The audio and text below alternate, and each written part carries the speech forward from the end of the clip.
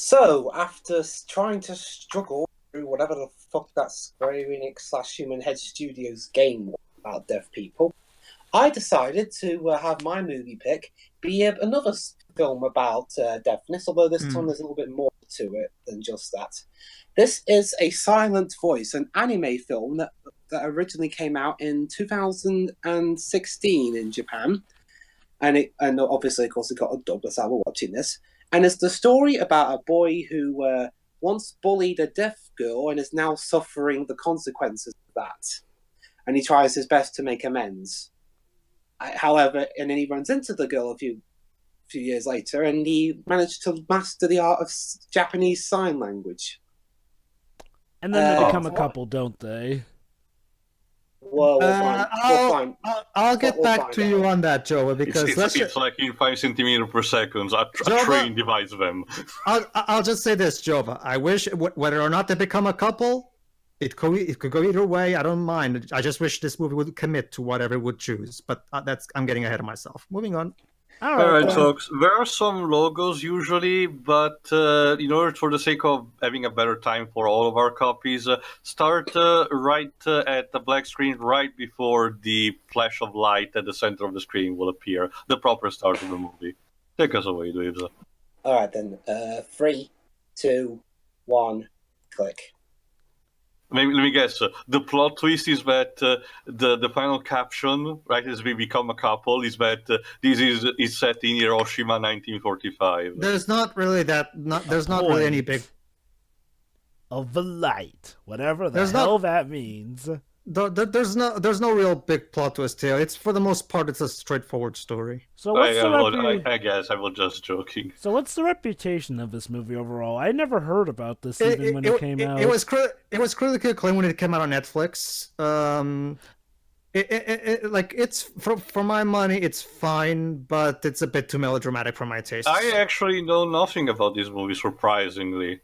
It really flew under my radar. Personally, I would prefer watching Mamoru Hosada's Mirai over this. So I've seen the usual reaction to this kind of thing. I've heard praise, and then I've heard read the manga.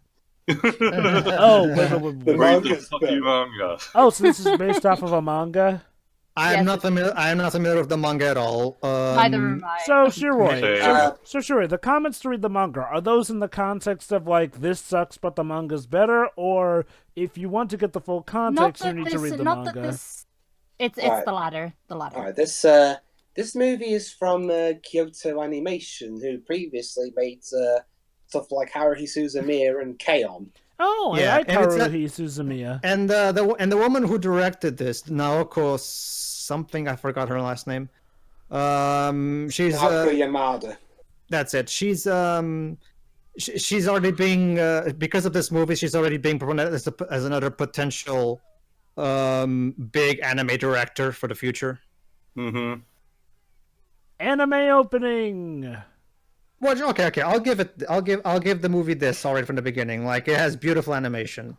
Yeah, no problems here. Kyoto Animation. But the skyboxes are terrible. Makoto Shinkai would be so displeased. Well, apparently Shinkai really liked this movie. What's this song? It looks like Discount Smash Mouth. I don't know.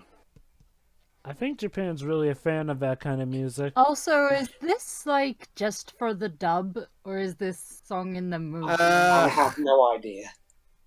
I don't even remember. It's been 3 years since I saw this thing. I don't remember. This sounds like the kind of songs that will be inserted in a dub, honestly. You never know. Well, you never know.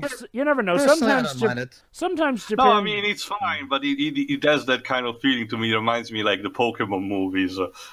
Well, at least the Pokemon movies ones were more iconic, but... Well, I'm not saying the quality. It's not Space Invaders.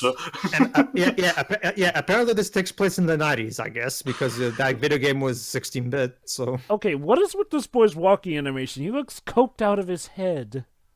Okay, so basically, we have... That's our protagonist. I forgot what his name was, but I remember the girl's name is Shoko.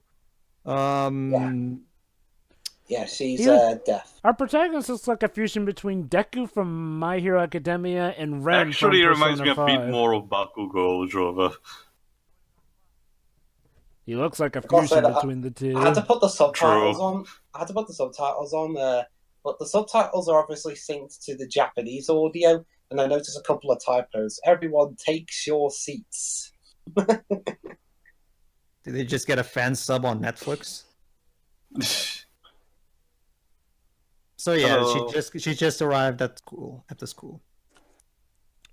Genki girl.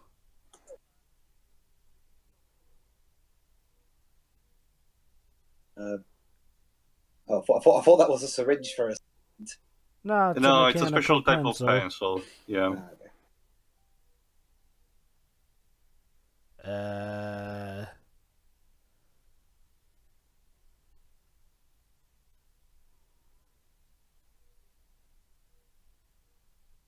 Okay. Oh, she has a slide. It's nice to meet you. My name is Shoko Nishima. We got subs on your end. We have subs. For the sequences of the these, notebook, yeah. yes. Whenever there's text, yes, but aside from that, no. We were just watching the English dub. When you want to talk to me, please use this notebook, blah, blah, blah. Yeah, I guess. What if you have Microsoft Sam or something? I can't. Yeah, she's deaf. I can't hear. She's deaf. Well, we already oh my god! What is this? Deaf people are weird and frightening to me. Yeah, I actually... dude, what's wrong with you? So she's deaf. Look, I have plenty of classmates who are deaf and just have an interpreter with them. All right. Considering these are still elementary school kids, I do like the protagonist's English voice. He convincingly sounds. I don't know if it's a woman doing the voice or if it's an actual boy, but he sounds convincing. Wait, they're in elementary school? Jeez, these guys look a bit old for that. Well, actually, Joe, it has to do with the designs. First, this starts in the elementary school, and then by the time it's over, they're in high school. Okay, basically. It's weird. From the way they looked, I'd have thought they were already in high school. It has more to do with the character designs. The character designs. Well, okay. How about this? It's not too bad. What's the highest grade of elementary school in America? Maybe it's different than 12. mine. So I want. 12. Wait. Elementary school. Isn't elementary school before high school though? Oh, you were talking about just elementary school? Elementary school. Yeah. The highest grade of elementary school is 5th grade. 5th. Same here. Oh, really? We have a similar. Yeah, we have a similar system. Like we have 5 classes for elementary school, then 3 for what we call middle school, and then other 5. Oh, that's right. That's right. Hold on, Jova. What kind of school is it for people in between the 5th grade and the 10th grade? Then. For people between the 5th grade and the 10th grade. She's trying. Actually, in middle school, we go from 6th grade to 8th grade, and then all right. So okay, in that case, they're in middle school. I got my terms mixed up. All right. Well, yeah, because she's deaf, she doesn't know when to start. They're all like 15 around that area, basically, at this point. The unexpected crossover with euphonium. They're like 14, 15, around that age. Also, what is up with these kids being all snobbish about a deaf person? Like, yes, it's a deaf person. Yeah, I know. Yeah, that's one of the big problems I have. Like, is there like a subtext where the adults are not explaining enough of the situation and they're under No, evaluating? that's a sad part, Teo. No, there isn't. At least not from what I remember. That's one of my first problems with the movie. Like, the kids react way too weirdly to the. Yes, I get it. Hanging out with this person who has some kind of disability can be a bit awkward at the beginning because you're not used to these kinds of things. I get that, but they act like they just saw an alien. Like it's. No, that I get. What I'm asking is, are the adults acknowledging the situation, or and they're not doing anything about it? The adults don't seem to really care. The adults pretty much have no role in this movie too. It's just the kids. Oh boy! And there you go. He's making fun of the way she talks. Yeah. Well, and that's all the stop fucking around. And all the teacher just says is, "Okay, sit down. No punishment or anything." You've seen Spider-Man: Homecoming, haven't you, Joe? teacher who doesn't care about looking after the. And here I thought teachers were supposed to, correct bad behavior or something. I guess that's part of my life. I got confused or something. Also, apparently the colorist didn't wanted to finish his job with the kids' shoes. I don't know, too. I think it might be even an aesthetic choice. Like, because sometimes animators like to have what may seem like unfinished animation, but it's for the sake of having a unique visuals. They're kind of like, have you ever seen Princess Kaguya? By the movie? But I also seen other types of animation that do similar effects. It's just that it felt weird for that specific type of shot. Takahata's final movie. Oh, sorry. Go ahead. No, go ahead. No. You finish what you were saying. Takahata's final movie was pretty much. It literally felt like you were watching early drafts of animation in moving, and it gave the movie a unique visual style. So sometimes it's on purpose for the sake of visualization style. But go ahead, Shuri. Oh great! Now we're throwing rocks at her. Seriously, Jesus Christ! What? Yeah, this is my big problem. Wait, hold on. What's he saying? You could have just tapped on her shoulder. You didn't need to throw rocks at her. Those can hurt. And of course, they make the deaf girl seem as nice and pure as possible in the beginning. Aww. Wait, what? Pocket sand. Okay, what the hell? Again, where is this coming from? The kid seemed relative. Well, I guess he was pulling another kid's underwear up, but still, where is this all coming from? Bullies generally don't need a reason. No, Jova. I guess. Oh, they actually have someone in to teach you about this shit. Oh, Finally. okay, but keep in mind I haven't watched this movie for years, so I might misremember some details. I was going to say, this should have happened earlier, because so far the school has been pretty shit.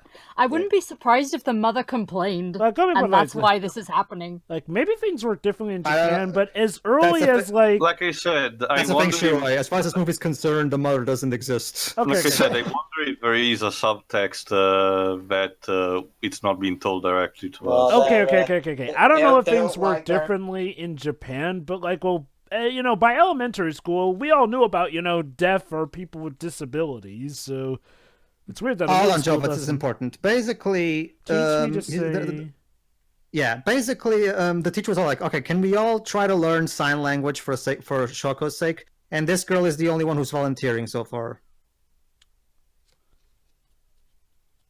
Honestly, it should be... Goody two shoes. Holy cow, this is cartoony. How dare you try to be nice to the deaf girl, loser. SL for each respective country should be a mandatory language, but sure. This is my first go by. I think I realized what this reminds me of. This reminds me of The Blind Side. Something that plays up the meanness of the world to the character, to the point where it makes the character seem like this so precious bunny rabbit that we want to see protected. Thus tricking the audience into a state of compassion. I know, it's like, well, my issue here is like, well, I'm sorry, I can't buy the real world being this cruel with everyone being this dickish. Like me? Same. Like, Congrats, okay. Nishima. Sarah went off somewhere, teach us sometime, Nishima. What flowers are those? I recognize them, but I don't know what's the English term. They're flowers. Well, yes, dweebs. Just specified, the specific name.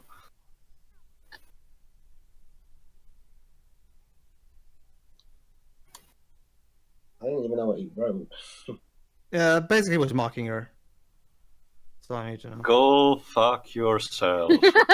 And make sure to drink your Ovaltine while you do it. Thank you.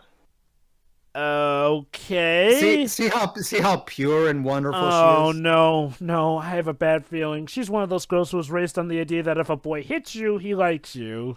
You poor girl. I'll get back to you on that. That face.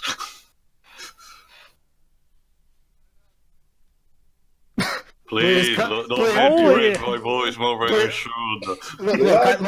Look, I only have 2 days before I get transferred, so please make this as easy as possible. Is this school having like a problem with the teachers' union, if they have it in the first place?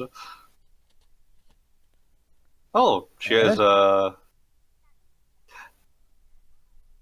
No, honey, it's just a... You know what, whatever. Well, from what I understand, these particular people get some comeuppance later in the movie. No, okay, yeah. To be fair, yeah, the whole point of the story is that these characters later on will get punishment for being the. Oh my god, are you serious? He just yated that. What the heck? Montage. Why are we having a montage of this? Bullying montage. Whimsical music. So okay, this is my first problem with this movie. It goes out of its way to be as melodramatic and as manipulative as possible right from the beginning. Wouldn't you know? What the fuck? What did he even do just then? Wait. Hold on. I think he cut her arm or something. I didn't quite get that. Okay.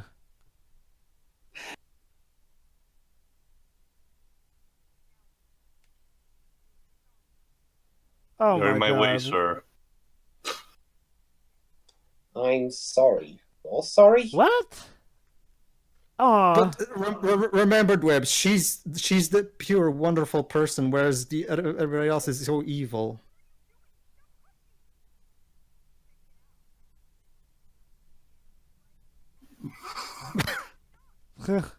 Jesus Christ. Cutting my arm. Hey guys, here's what she's saying now in sign language. How did you know cutting my arm off is my fetish? Maybe it's this. I'm not saying anything. Okay, look. No, seriously. What? Okay, moving on. Maybe if this were elementary school, I could get the whole "ooh, girls, icky." But middle school, you're telling me that all the boys are still apparently discussing with girls in middle school? Let me double check how old these characters are. I'm gonna double check. This is elementary school. Wait, I thought Pedro said it was middle school. No, it's elementary school. According to Wikipedia, it's elementary school. Oh, is it? Okay then. But these characters look like they're 15 or at least 13 around. Like they don't look like. So there's the first sign of character comeuppance.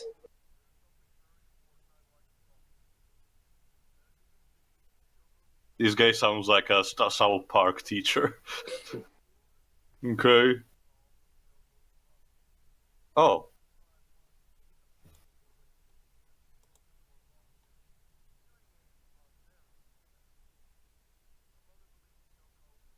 Not like the professor did anything about it. Like, I don't know, give the students some punishment. Oh, the teachers rarely do anything about this sort of shit, but you know. Alright, who's gonna be the spy?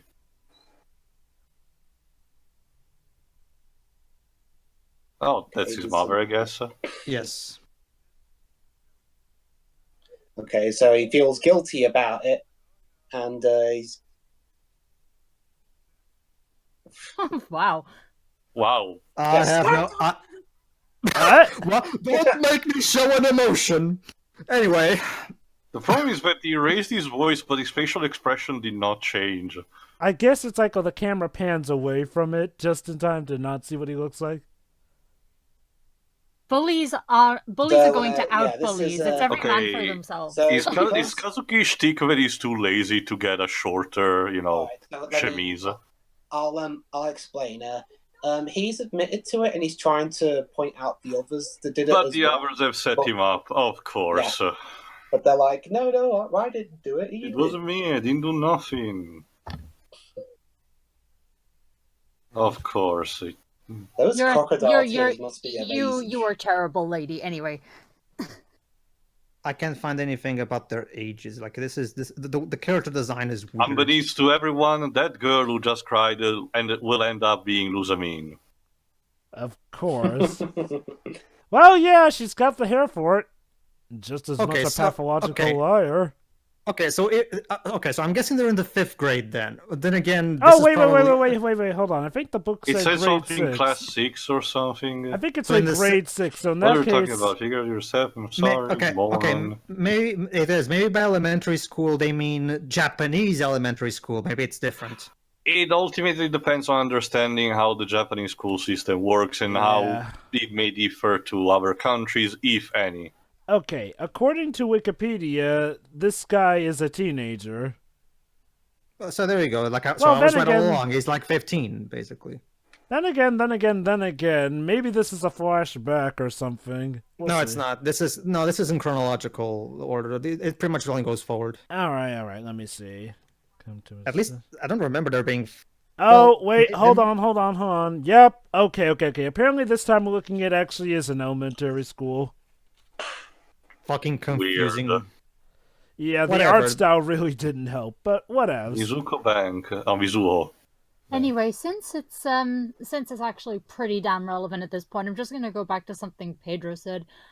When it comes to children and their reaction to this sort of thing, they usually, they're curious, they ask questions and all that sort of stuff, and it usually doesn't go much further than that. You will get a couple of assholes, but it's only a couple. This is blown way out of proportion, because if disabled people are going to get shit from anyone, it's actually adults. I know, right? That elementary school must have been one for those kids who did nothing but talk back. Those kids that were taken out of mainstream schools and put into schools for children who basically need to be taught a lesson. It's like it's these kinds of writers that like to depict the world populated by assholes, and to me it's just like, when I'm out into the and this applies to all of my life, when I'm out into the world, I don't see 90% of people being assholes. But don't you see, Pedro, the purge is the only system that works. Let me put it like this: there's a time and place to do this kind of setting. This doesn't really feel like it though, because he was also bullied. Well, yeah, a lot of bullies do get born from again, karma. I guess. Basically, after what happened, it doesn't excuse it. So everyone's turned on him. Yeah, everybody's turned on him because of what he's done, basically. Maybe they were all doing it. So is this what's going to lead to him committing suicide at the start of the movie? Since it looked like he was about to jump. Jova, this is not Grave of the Fireflies. She polished his desk. Yep. Why? Because she's pure and wonderful. Okay. Are they just doing the Charlie and the Chocolate Factory thing where she's pretty much Jesus, like always turning the other cheek? Like, don't get me wrong. I don't know, Joe, but this girl is making Jesus look like a scumbag by comparison. I know, right? The other alternative will be... snap! The other alternative will be that she's convinced that she can change him, and that will be... What? Like, not worth it, man. It's... Okay. What is even going on here? What is it? What are you even trying to do exactly? And now she's trying to kill him. Oh snap! She's gonna go Helen Keller on his face. The twist that they thought at the beginning could really come in handy right now. If anyone were to walk in on you two right now, this would be It would look pretty bad on both your ends, wouldn't it? So is it going to be like in Moonrise Kingdom? No, well, that happened. Don't worry, Teo. He's not going to grow up her breasts. So, wait. I mean, so let me get this. Japan, it's when Pedro. I should expect anything. No. The big problem with this movie is just the fact that it depicts this issue in a way that's just very haphazardly. Like, this should have been done with more tact and finesse rather than just be so ham-fisted about it. That's she transferred because... Maybe the manga's better, considering what Shiro told us earlier, but I don't know. I'll try to give it a look in the coming days, I guess. That makes me wonder, though. One thing it does make me wonder, though, like for later on in the movie, what kind of karma will happen to the students in the future. Don't worry, Dwiz, that's what the second half of this is for. So there you go. Some time has passed, I guess. Yeah, now we did a time skip to high school. Now we're in high school. Sign language learning. So there you go. Turns out he actually went out of his way to learn sign language in somewhere during this time skip. And look at her. She let her hair grow. Well, what? Huh? What are the chances they meet again? Well, actually, Jova, they've been in the same school for years at this point. At least I think they were. Remember? Mm-hmm. Well, whatever. The point is, That was a pretty This is quick years later. introduction, like reintroduction rather. oh, never mind then. Yeah, you're right. Keep in mind, I've seen this 3 years ago, so I might Yeah, misremember that's some the details. PTSD. I thought she was going to have a PTSD face, but whatever. I forget. She's going through a not mix exactly- of faces, it seems. I forget. Well, Can she hear him when She's she deaf. She's deaf. Let me finish. Can she hear him when she has the hearing aids in? I don't know. They didn't quite explain it. And She can feel the vibrations. Oh my god, she's Daredevil. Well, feeling vibrations, that's a usual thing, I guess, when you're deaf. That's how I Beethoven mentioned in the Quiet Man, operated. that's how a lot Yeah. of deaf people listen to music. So, Ah, the notebook that he found after his classmates threw him into a The pond. gesture may be noble, but considering all this time has passed, it delves into obsessiveness. he's asking him if he learned sign language. Yeah, from a Anyway, class. now our main character is voiced by Robbie Damon, aka Prompto. yeah, Oh Prompto from, he's a great choice. I can definitely see Robbie Well, playing. he specializes And the in new voicing voice younger of, roles, so why not? and the new voice of Hunter in the Spyro Reignited trilogy. Mm-hmm. Quit hitting yourself. Okay. Do you now?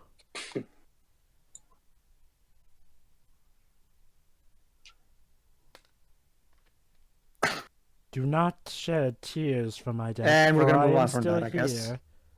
See, this is. Oh, okay, I do like this sequence. Like, again, I really like when Japanese animators do this. Like, it may look like, yeah, I get you can argue that the animation looks unfinished, but I don't know, it looks very visually pleasing to me. Oh, Another Oh, example of awesome. something that we did was Batman Ninja. The entire segment with Red Hood is done in a very, very sketchbook-like appearance. Yeah. Yeah. See, this is the thing with Hair my thing with this. Makishida. This is my thing with this movie. Everything in everything in this movie is executed in a very over-the-top, cartoonish, melodramatic way. It just for as much as I try, I just cannot find these characters believable. That is Well, it's a admittedly part of... cartoon, it is a cartoon. And consider this is a character-driven drama. That's kind of a big deal. Of course, food porn. I can Well, get not it. exactly- gotta have it. Like Not 2 exactly- seconds of a perfect omelet. I'm not exactly sure. Sorry, soft boiled egg. My bad. I'm not sure what other non cutesy stuff KyoAni's done. You know what I mean? Non-moe stuff. You know, films that try to go for this kind of tone. I'm not sure how many they've done. Use This the one. money I owe you. Also, props to our protagonist mom for staying hot despite this time skip. Is she? what do you mean? She never aged. Yes, Remember, Tom. Teo, she's Japanese. Japanese people don't age. Until we reach 60. Unless you're Akira Ino. Or Hayao Miyazaki. Well, Oh, Miyazaki is interesting- like in his 80s by this point, so Interesting obviously- thing about the English dub of the this film. Uh-oh. Um, Whoa, Hold hold something's on. happening.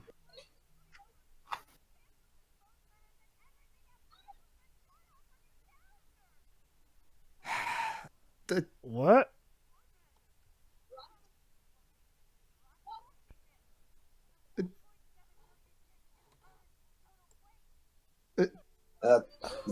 sorry, I'm having a fit there. You see, this is exactly what I'm talking about. Why is everything so over the top and melodramatic? Wait, This is not how people behave. wait, Is this Bob a psychopath? what doesn't she want him to do? Not killing Something himself. about the calendar. Yeah. Well, apparently she wants him to stop killing himself because of Eh? Hold on, let me check. going on earlier. Oh, she burnt it anyway. Oh, By yep, accident. she's his mom. We're in the money. We're in the money. I was gonna say, one thing about the English dub of this film is that they actually got a deaf person to play Shoko. Oh, nice. I think they did the same thing for the Japanese version. Actually, they didn't. Oh, they didn't? Okay, then. So, I'm confused about what that exchange was all about. Basically, he's been because of all that bullying that he both did and went through himself. He's still a bit torn up about that, and that explains the suicide attempt we saw at the start of the film. Yeah. And yeah, basically, Dwebs has subs, so he's able to follow the dialogue better. I get it. That's So the thing, though. I also used the subs because I wasn't sure how, the stuff on the blackboard and all that would fare.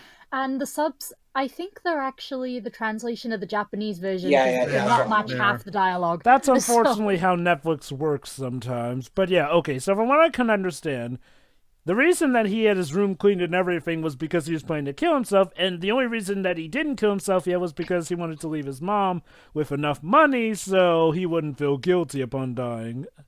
Well, I've already seen this. Okay, so, that makes sense then. Give me a moment. I'll be right. Give me a moment. I'll be right back. Go ahead. Jeez, I mean, this kid's making Phoenix Wright look like he had a happy childhood. I mean, okay. That's no small feat. Mm-hmm.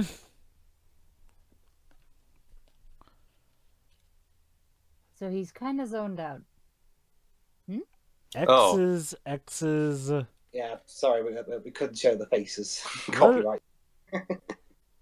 I think it seems like that he doesn't really care about these people, nor he really intends to. Symbolism for being lack of social skills, I'm guessing.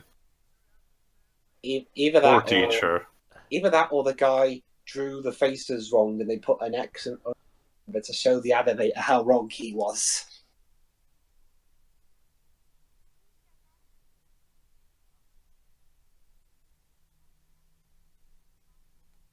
Hey, Trader.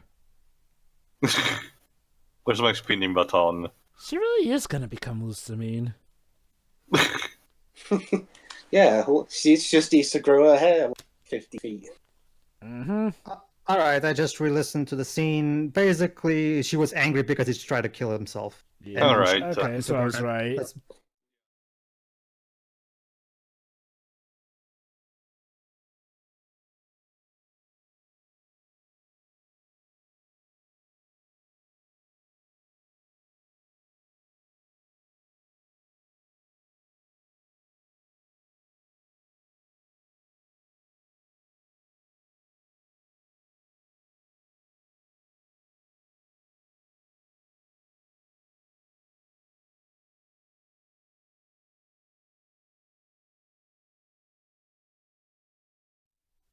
And now everybody has an X on their face. I think I get it. The fact that he has been ostracized by even the people that he considered friends. And maybe that makes him consider the worst of everyone. No, basically he doesn't want to try anymore because he fears people will just reject him. That one with that weird hair, it looks like a character from My Hero Academia. Yeah, the pervy guy. That's the thing. That's the thing too. I understand this visual choice. I understand why it's here. My problem is that, as you're gonna see later, this particular visual thing overstays its welcome and even sticks around in dramatic scenes and is distracting. Well, I don't think it was supposed to stand up for comedy. So she likes feeding fish. Yes. Mm-hmm. Bear in mind, guys, I haven't seen this film up to this point. So I saw a couple of the scenes, but they were out of context. So you only picked it because we did The Quiet Man. Oh, goody. Why? It's more entertaining to talk about them than that. So yeah, I guess the mom has gotten over her freak out from earlier. You think maybe you might want to put him on suicide watch or anything? Just saying. She's not a very good mom, apparently. Well, I don't see any father, so that may be a good indication of the dysfunctionality of the family. Perhaps. Yeah. Sorry, I bet your hard-earned money. To her credit, though, if the only reason he made that money was so that he could kill himself in good conscience, then she had every right to burn it. Just don't try and kill yourself again, though. Okay. Yeah, just don't worry about it. Wow, we're only a quarter of the way through the film. Why, really? Yeah. Jeez. Must be some pretty. I'm deep surprised stuff for this about to the go on for length. 2 The, hours. I the actually average, am wondering. I mean, the if average, this- the average anime movie lasted 90 minutes usually at most. yeah, and I'll admit, so This is a far full the way 2 hours. and the way this plot has been going, it feels kind of more like a 90-minute kind of I don't know. script. Well, it depends on the target audience of the movie. Most anime films targeted to adults are usually 2 hours. I mean, most Studio Ghibli films are over 2 hours. Also, True. you did say earlier on that some of the people involved were involved with Haruhi Suzumiya, and the movie for that series was 3 hours. It's kind of similar. It's kind of similar to in the West too. Usually, kids' movies in the West are 90 minutes ish, whereas the adult films are usually over 2 hours. So that's even in Japan they kind of do that as well. So it All works fine.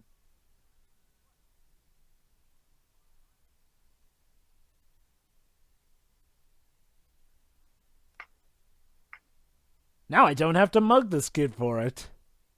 They have it's like these characters have little switches in their brains, dick or not dick. It really does Yeah, feel like that. And there you go, Dwebs. You just figured It's out my kind problem.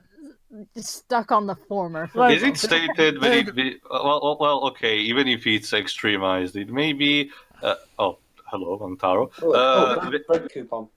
No, they- Congratulations, I want Dwebs. You that free bread. Hold on, I was saying, even if extremized, can it be like as a sort of critique to the school system for not caring enough about the children? Because remember, when it comes to both education and the concept of the expectation of life for the average Japanese person, it's like the school days are basically your vacation, quote unquote, and as soon as you get a job, your life is miserable. Oh, by the way, this is Shoko's sister.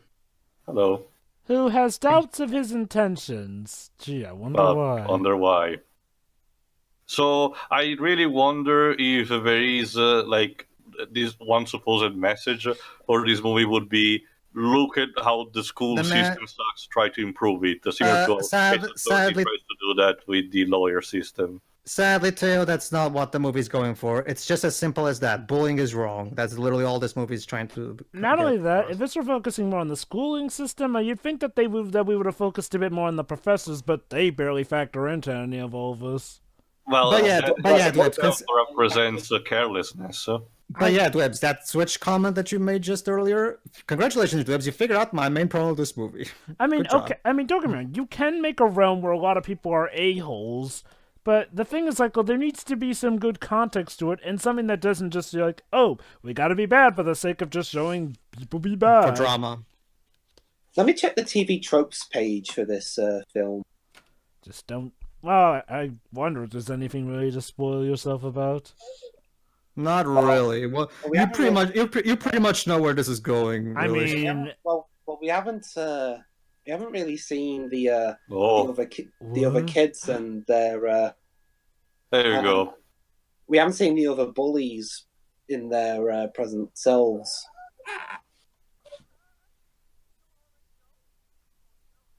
Yeah, dude, just, calm down there. You look smoked. Oh, here we go. Base breaking character, Shoya, main character, I guess.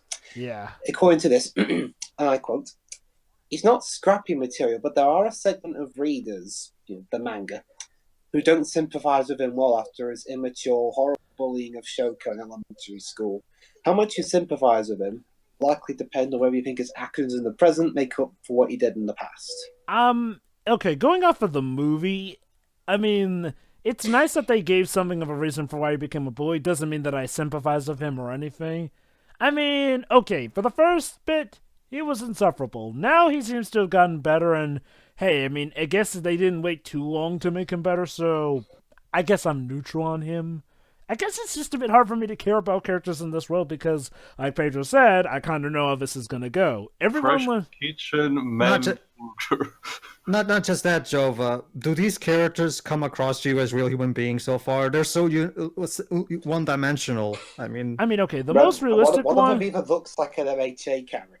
I mean, the one who's the most realistic to me, I guess, is Shoya, and that's only because we've seen enough of him. Like, I mean, even Shokyo But seems... Jova, what about how pure and wonderful and and holy Shoko is? I mean, She's so precious. I'm not gonna say people can't be, but I don't know. You ever notice how sometimes people always... There's a clear lack of context. Well, let me put it like this. Yeah. This is a common mistake a lot of people fall into. Let's make the disabled person seem as righteous as possible. Now look, I'm not gonna say that you always have to present disabled people as dicks, but, you know, disabled people can be dicks just as much as regular people, just gonna say. And... Well, I could tell you something about that, Jova, but it would be spoilery, so I'll get back to you on that. I'm just gonna say, wow, okay. I'm just gonna say this right now. Maybe they're going a little too far by making Shoko as just this pure person who would never hurt anyone because, well, cool. But she rarely reacts to anything, though, I guess until now. Maybe we'll learn context to that, but she hasn't shown many character qualities. Not only that, although, like I said, our protagonist here is showing clear sign of obsession. In this case, he's desperate in demands of, making up for what he did. I understand that, but the message are all clear. You should, Give get her it some past space. you. This. No, I've all of it past you. She clearly doesn't. Oh What? no. Aw, someone to vouch for him. Dude, this girl looks like she could kick your ass, so... We were trying to having a moment here. Sorry, it's time for a comedy, kinda. It's like, not funny. Well, Why is he taking it? Comedy dweebs. That face. okay, this kind of feels like a bit of clashing of tones here, but okay, let's go with this. Fight. No one really does anything when people fight in this realm, do they? Oh, well, come on! Oh, you chicken! Chicken Well, was. she's going after him, so, Oh, let me guess, those two are going to become a couple on the side, aren't they? Possible. The seeds are being planted for the tropes. Oh, Nikon, of course. Aw, they want to see if they make up?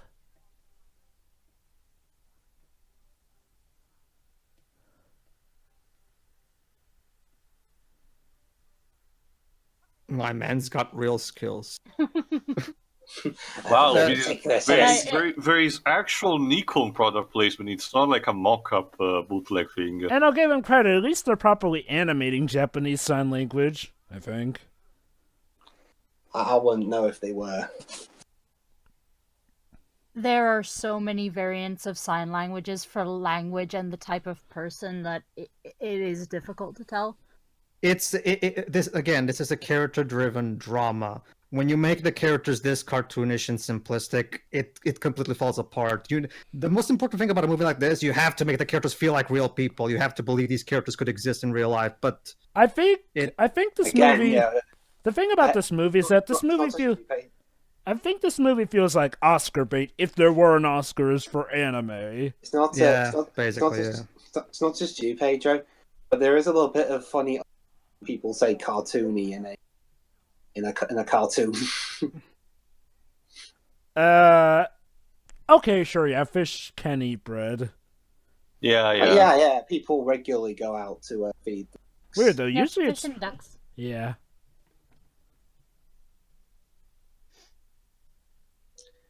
Don't eat it yourself. not good for Aww. conversations. Blah blah blah.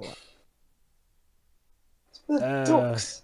Why didn't Does they give anybody us here? Does anybody here know sign language? Yeah, I wonder. I don't know Japanese sign language. Oh yeah, that's right. The Japanese sign language might be Oh, my different. Oh! Well, you know the drill. Going after it. Oh, I guess she's gonna go in after it. You're gonna jump off the bridge. She must really enjoy Well, that notebook. well, to be fair, it's just a small little fall. It's not that big a deal. Whee! Don't leave me! Oh, Okay, I think they aren't really bad characters, but they feel like characters that would be fitting in a Really? different They did anime. this for the sake of having one of those moments. actually, I haven't seen a panty shot to Shiri, so apparently they avoided that. No, there was no panty shot. To be fair, it But was his just face kind of reacting to the skirt. True, but we could have easily also doubled with a fan service moment for the hair. silly tale. We're trying to be a serious, mature film here. We're not gonna have And fan I service. want to like believe it that or not, guys. desperately. Believe it or not, guys, What? the whole elementary school bit. And now she apologizes for it. Hang on. Hold on, Dweebs. The whole elementary school bit. It was longer in the manga. Oh. So I guess he will cut out the trim the fat. I mean, I Well, guess. to be fair, I mean, I guess to be to fair, their it's a credit- series of mangas, so obviously you can't put everything in a movie. So this is one case where they're pretty much, adapting, I'm guessing, the entire thing Speaking into a of the- movie as opposed to a show. Speaking of the manga, apparently there was a group that tried to stop the manga being published because they didn't want attention brought to the chronic bullying problem that's going around Japan. Oh, let me I guess. wonder why. Let me guess. They were school teachers, weren't they? I don't That's really such know. like the school system to ignore the problem. You know, this reminds me of a Resident Evil manga, which actually.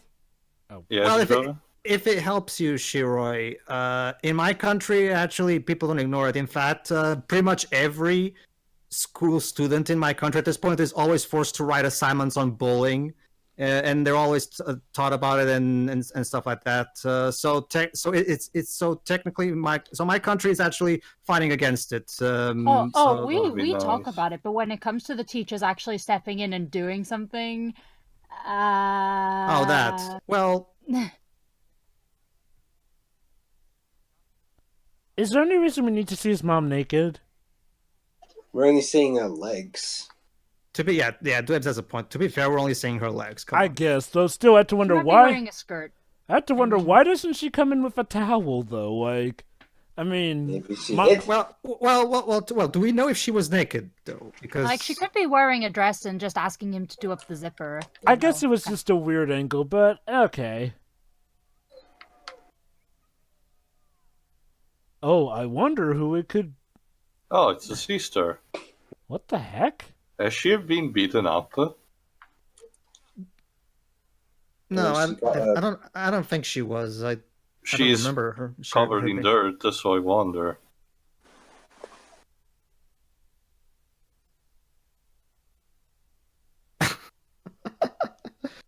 Well, Okay, That's let's hear it.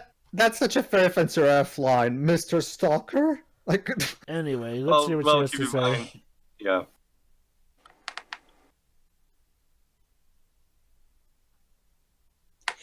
It's me, Austin. Oh, It's me. That's nice. revenge for her sister and shit. Hmm.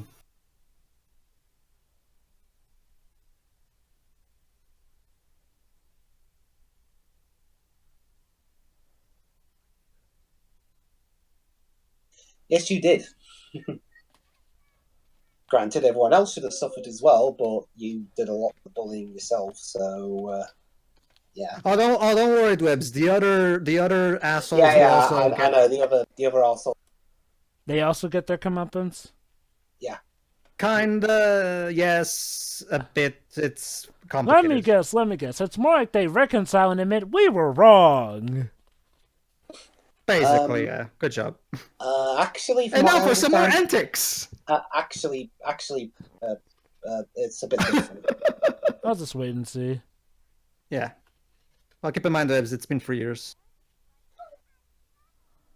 Maybe they changed the ending in those 3 years. No. Suddenly, a silent voice turns into a sci-fi. So what exactly was she doing in that playground? Is she homeless or something? She was no. She was spying on him. On him. Taking Oh. photos and uploading that. And I guess that's it for that scene. Moving on. I see this kind of trope a lot in.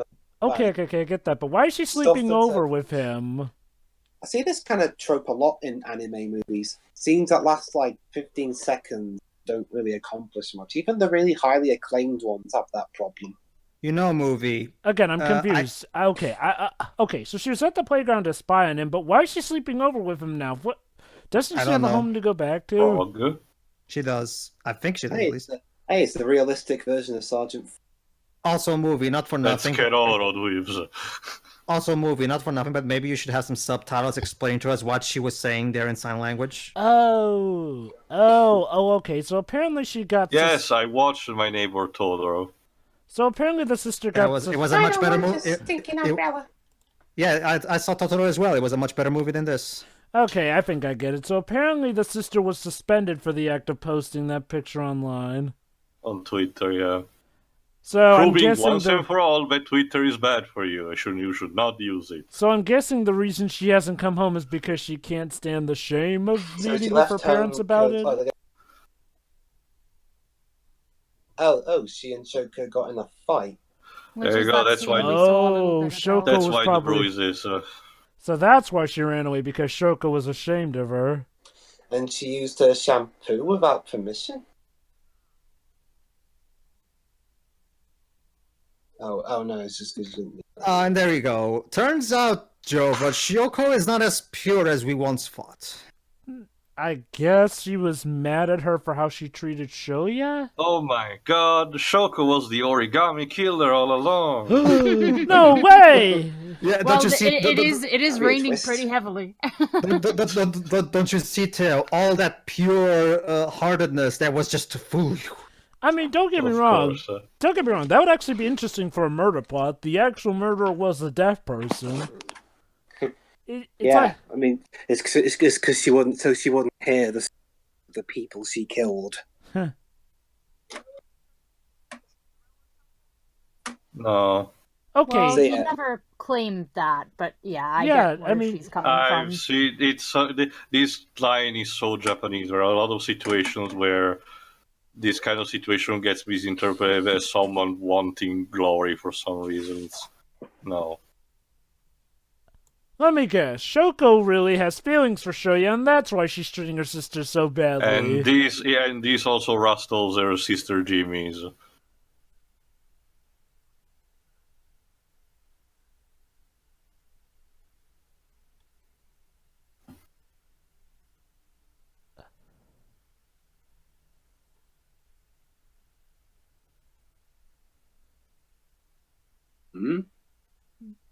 And then they kiss.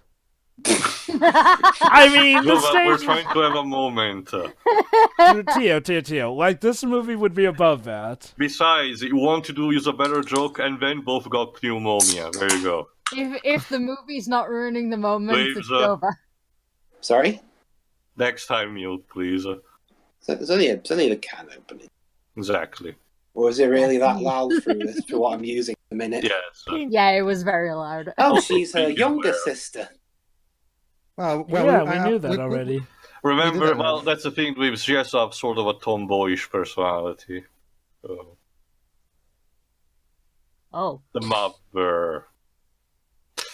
Yeah. Well, I had it coming.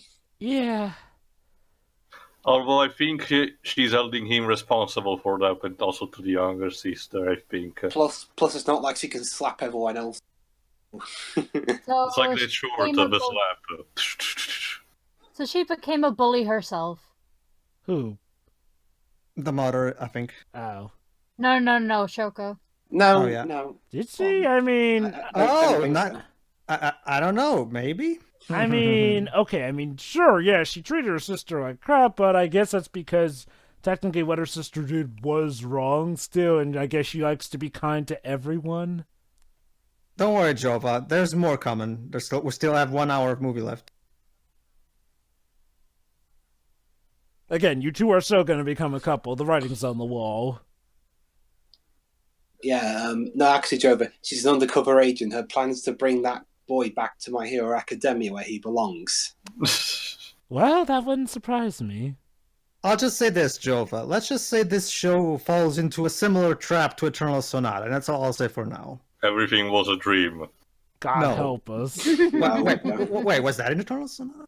Well, it's the entire the crux entire of the thing dilemma, was a Joe. dream. Well, Pedro. but we knew that. But we knew that from the beginning, though. It's not really the It was a same coma thing. No, fever dream. there was the ambiguity from the beginning, and if anything, the twist at the end, it's neither answer that the player was expecting. No, but it's not the dream one, though. I can tell you that. Good, because I did not want to waste 2 hours. It wouldn't even make sense to make this all a can you dream. imagine Shirt last scene is him waking up and he's still in the elementary school? Well, Oh, imagine he dreams that he's gonna commit suicide. Oh, is that one of the from elementary school? I think that was like one of the only people that was nice to her there. Oh Like, yeah, that genuinely person. nice. Wonder what became of him or her. Unfortunately, Joe, but she's way too nice and reasonable, so we can't have her here. So she's gone now. She died of On her way back to her planet. Incuritis. she. Well, these are not young 10-year-olds. I can't say they died of level 5 itis. She moved to Las Vegas. All right. Sure. Well, sure. We'll go with that.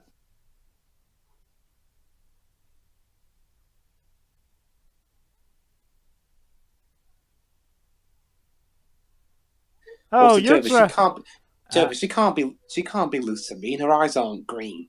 Oh, don't worry. They'll go green from insanity when her husband goes missing, Or only she's to go using run a contact poke bean lenses, farm.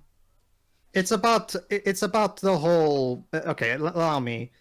Okay, I understood why we had those X-face thingies, but at this point, okay, movie, I got the point. He's being ostracized, and he feels like we don't need to keep that thing in there. It's just distracting and on the nose. To be honest. More like, well, it's not that more like just ostracized. It's how he perceives the war. It's a reflection of his own insecurities. I don't know. I I think there's guess better it's- ways of conveying that. I guess it's a bit of a base breaker here. Like, well, you could argue that we get the message already, but maybe it's all building up to the point where all the X's come off, and that means he doesn't immediately judge those he doesn't trust. I guess I'm neutral on it. I Okay. wish I was. Oh, watching wait! Fast and Furious per second Hold right on, now. wait! They're on a train, so either she's gonna kiss I'm him or tired. I got she's. images for you, Zuru. Thanks for doing this. Oh Hey, boy! I'm not. It made me very happy to hear you were looking for Sahara. Oh, maybe Sahara's still alive. I'm not sure if you guys heard me earlier, but yeah, thanks in advance. But I gotta say though, personally, I think it's a lot better to talk about and enjoy to an extent more than the Quiet Man. Well, yeah, that's obvious. I would say this with The Quiet The Man Quiet was a Man much is, easier target, I think. not just that. The Quiet Man is badly written, and the only issues that it really tackles that it's a problem is the deafness. Of course, there's the whole Oedipus complex, subtext, but that is treated in such a. Oh my god! I You think don't they even- found her. Oh, Freckles! Hello. There she is. Yay! She is in the Here- movie. This is a difficult movie by its own admission in trying to tackle these theme waves. This is a product that's much more difficult to talk about one way or the other. Let me put it like This feels like Let me. this feels like a movie that Makoto Shinkai would make back when he was having that period of not so good movies with. Again, still no good skyboxes. Yeah, I mean, again, to put it like this feels like the anime equivalent to Blindside, where it feels like it's a movie that goes Oscar out of bait. its way to cover either disability or a minority, someone who we're supposed to feel very, very sorry for, which makes it a hard thing to critique because you feel like a monster when you do it, except for us because we're professionals. Yo. The point is like, well, I would say- Not me. I know what I'm being manipulated, and I will not tolerate it. Exactly. I mean, that's sort of it. It's like, well, and okay, I'm not going to say, like, well, that this film's first priority is to manipulate us, but again, it feels like style over substance, where, yeah, we get it, the world is cruel, the world is wicked, and, quote, songs sung by Tony J from Hunchback of Notre Dame. The point being is like, well, Oh. Hello. trying What's to... what's the coupon for? Bullies Anonymous. Oh. Oh, let me guess, she's from one of those cafes that love to do their cat themes. There are a lot of Maid those. in Cafe, Japan. yeah, probably. Or maybe it's one of those cafes they have. Yeah, meow meow. Possible. Yeah, Meow Meow Club, the 30% Yeah. off. Wait. It's president. Wait. The Tokyo. boss is yeah. Oh my God, she's joined the Tokyo Mew Mew squad, hasn't she? Maybe, yeah. Oh, karaoke. And then Kazuma Kiryu enters the room and beats them at the karaoke. Also, an iPhone. It's serious business, Jova. True that. Also, he's using an iPhone. Yeah. Well, now Clearly, you know that's you've the lost. worst problem with movie Apple product. Nikon, iPhone. But yet they couldn't use McDonald's before? Seriously? I mean, McDonald's is everywhere at this point. McDonald's is always that one brand that Japanese. But that's the problem with, as Yokai Watch is sponsored constantly from McDonald's, so I thought there really wasn't an issue. Oh, so geez. she remembers Surprise! Let me guess, the boys all feel regret for selling him out, don't they? him. Oh, it's a cat cafe. Oh, adorable. Yeah. Funny, yeah. I thought cat cafes were just like the people working there dressed up as cats. Maybe they actually have cats. No, very- they're busy like this. I'm getting a bit tired of movies, but using cats to try to make me like them. At least have that cat eat people. We have funny. we have a cat cafe like this in Cardiff, Twibs. Yeah, you do, don't you? Kitty cat, kitty cat cat.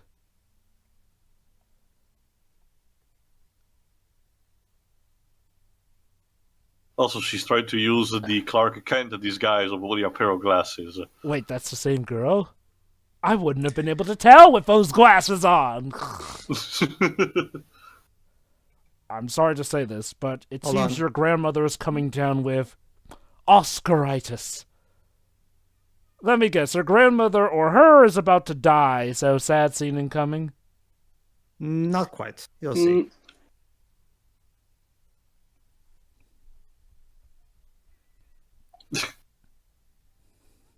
It's Hello. No, it's the Hello Kitty cross.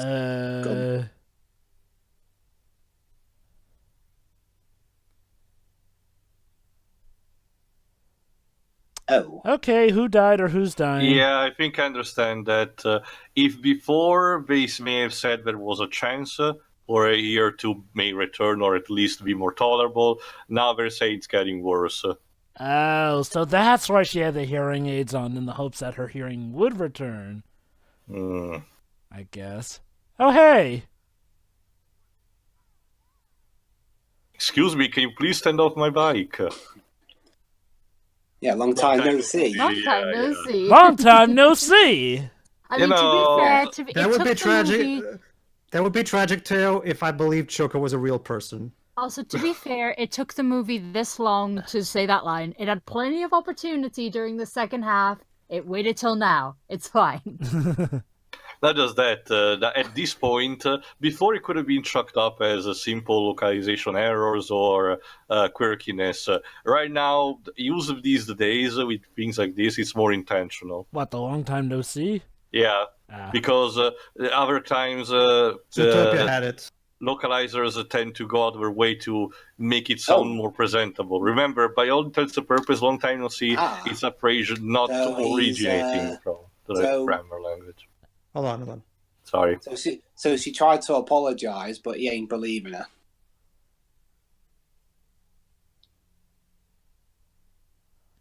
Yeah. Get off my bike So and she leave me still alone. hasn't changed at all. Well, okay. Well, girl, what do you expect? How do you expect him to react after you sold him?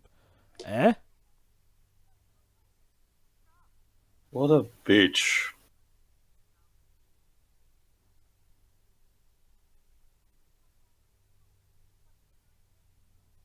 Oh my god, grow up, woman! You know... I'm... Okay, look. You're a bitch. Look. Okay, That... percentage time, I'm 50% tempted to close the video right now. Okay. I'm sorry. Look. I'll keep going. Okay, don't worry. look, girl. In elementary school, that would get you something like detention or suspension. When you're a grown-up adult, that can get you in jail in some places. Well, to be fair, they're high school students, not adults yet. At Well, least. okay. The point No, being is like, well, the older you excuse, get, the more punishment there's probably going to be. Oh my god, I think she's losing it. Yeah, she's laughing because are you actually trying to make amends? Wait. I'm guessing this one instead is gonna become Juri Han then. Oh, so a yandere. Who? Street Fighter character. Yeah, Although basically. she, Hold on. We're about to get to that point that you were waiting for, Jova. Just What, where she professes her love for him? Oh, very good. What a weird place to do it. Well, see. he has to get going. I think it's around here, if I remember correctly. Anyway, basically, Oh, is Dibs. I think it is. Yeah. Although Juri Han is more Korean than Japanese, so Basically, Oh, Dibs, never Yuri mind. Han was basically a character who Capcom went out of their way to make evil because, well, they hadn't really had a villainous female in Street Fighter yet. and a Never mind, Jova. Taekwondo Sorry. user. Never mind, Jova. I got ahead of myself a bit, but I'm pretty sure we're almost there.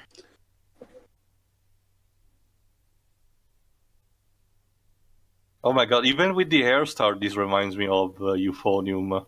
Huh. Was that sound euphonium show? Yes, the one where the Japanese voice actress for the protagonist Kumiko does noises constantly. I've heard of it, but I haven't seen it. It's gorgeous to look at. The story is relatively simple. If you're a fan of music like Jova, you should probably take a look at it. If you want a great, brilliant anime character driven drama, watch Studio Ghibli's final film when Marnie was there. That movie is brilliant, absolutely fucking brilliant. Who directed that one?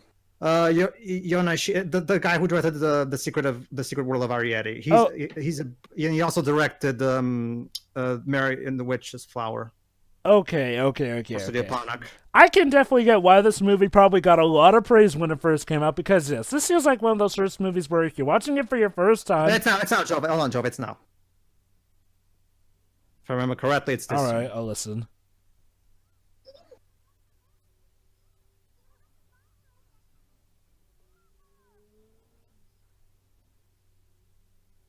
Please. You shouldn't have answered it so bluntly. Oh!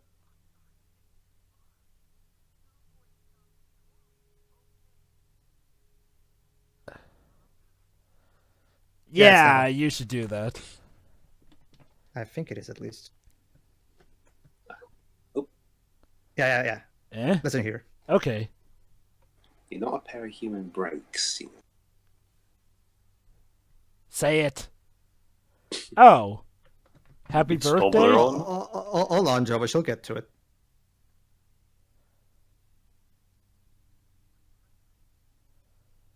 Oh, Huh, cute. anime Popsicles? mascot characters. Oh, she's so touched.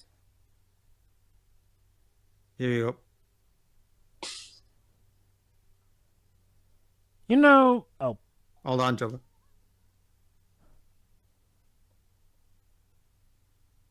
Well, she just said it. I think he understood that. Listening. Yes, I knew it! Here's the problem, Jova. He's dense as fuck. Well, to be fair... I can imagine. Well, he it's hard to understand. Yeah, It can be remind hard me to again his name. understand. Remind me again his name. Shoya, I think. Sure, yeah. Shoya.exe has encountered a problem and needs to be rebooted. I guess to be fair... And she runs away because it's too embarrassing. Okay. And he is none the wiser, is he? Of course. Well, to be fair, he couldn't understand it. I don't know, Dwebs. I think what she was trying to get across was pretty obvious, at least to me. To be fair, the way she said it was a bit guttural. It would be hard for somebody to understand. Yeah, my guess is Lexi Cowden, who voices Shoko. She must. I reckon she's one of. She's a. Well, we know she's deaf. Maybe she's one of those deaf people that it also affects their speech. Mm-hmm. No, I understand that. It's just that personally, I think it was pretty obvious what she was trying to say. Personally, I think. But he didn't understand me. Ah, there we go. There you go. Here's the problem, Jova. What? This whole thing about her being in love with him, this never comes up again. What? This never comes up again. Are you serious? Are you serious? Yes, I'm serious. I'm serious. That doesn't make sense. We've got at least still half of the movie left. At the end of this movie... oh my god, seriously? Well, I'm not gonna. What is it to? The fact that whatever. Go on. I'm Wow. not gonna spoil. I'm not gonna spoil anything for. Oh, really? Oh my god, she doesn't have her changes glasses her anymore. haircut and now she's in your attention. Not You only see what I that- mean, Pedro? Honestly, this feels like a great way for visual storytelling. Oh, good. Hey, Joe. Hey, Jova, well, yeah, she's part way to Lucivine. I was trying to. Well, okay. I'm not gonna spoil. What the fuck? I'm not gonna spoil anything for you guys, but I can tell you, Jova, that there will not be an item by the end of this. In fact, Shoya will not even find anything out. Well, then that just makes that pointless, if that's the case. Exactly. Good job, Jova. Good job. It's just like an Eternal Sonata, where suddenly there's that moment where we have multiple love affections out of nowhere that go nowhere. Well, if it really does go that way, I'm going to have something to comment on it, but I'll just say this right now. At least School Days had something to do with the love professing. Like, don't get me wrong, School Days was a torturous anime, but at the very least they went somewhere with who loved who, and what became of that.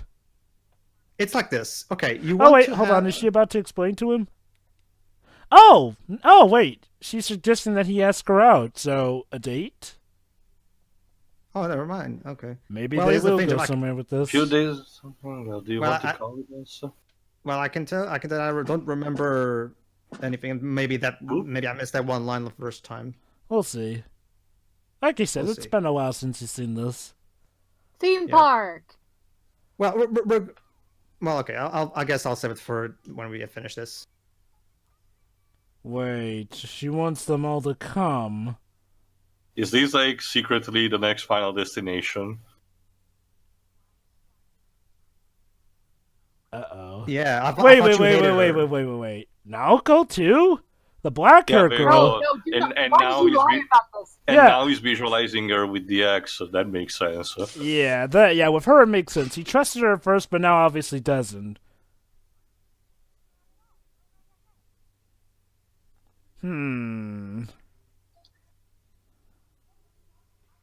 Oh boy, it's Alton Towers. Yay. Hold on White to your Cyclone butts. since Oh, White 1994. Cyclone. Huh. Since 1994. Yeah, you'd be surprised, Rubes. There are some roller coasters that Why are are you over having 100 this years old. conversation on a fucking the theme park attraction? Well, because it's nice and private, I guess, in front of every I single don't know person. I don't know. Well, she was To- talking about the ride. I don't know, Okay. Taylor. It worked really well in that hentai I once saw. Wait, there was a hentai that took place on a roller coaster? You'll be surprised. Well, I haven't seen it, Jova, people but I in wouldn't be hentai will surprised. fuck anywhere. How do Yeah. you do it on a roller coaster, though, while the roller coaster is going? Basically, the roller coaster stopped and broke down, and it took advantage of it. Oh, okay. Of course. Now that makes sense. Here we go. Whee! Also, Dun, they had dun, dun. the protection. Okay. They have seat. I'm pretty sure these things have seatbelts, don't they? Yeah. I Yeah, just yeah, they didn't got their notice- metal bar. I didn't notice the BAM at first. And, well, Oh, yeah, no. Shoko's a bit dizzy after that. Well, of course, she's so precious and fragile. You know what? Okay, Jova. You know what would make her a far more interesting character to me? If, despite the fact that she was deaf, she was actually a very cynical and not a bitter person. Don't get me wrong. Pedro, not for nothing, but we were chastising. No, I don't. Well, What's he- Dibs. You were saying? Hold on. I thought you were trying to say something. Well, no, finished. Hold on, let me Oh, okay. listen. Yeah, I think I understand also. Oh god, free fall rides. And that, ladies and gentlemen, was our tour. of Really? Alton In Towers. this Did you- miserable world, am I allowed to enjoy Did myself? you just ask that? Really? I Ugh. guess, to be fair, he's... Oh, the X comes off no, her? I rolled the X again. Oh boy. Okay, when does crap hit the fan? Huh? I've seen more natural dialogue in soap operas. What are they about to do? Go eat The takoyaki. Tunnel of Love, maybe? Ooh, takoyaki's really good. Takoyaki. Oh? Oh? Oh, it's you. Oh, wait. Nope. This can't be a coincidence. They just happened to come to the place where your old pal works. This is secretly the anime version of the next Jigsaw movie. Like, we're planning all of these to trap him into a game. Oh, and the there you X's go. are You placed there. the X again. Okay. Welcome, Shoya. Shall we play a game? Yeah, now you got me about Tia. You got me imagining now that Shoko is the Jigsaw killer. It's like game over. That'd be one creepy direction.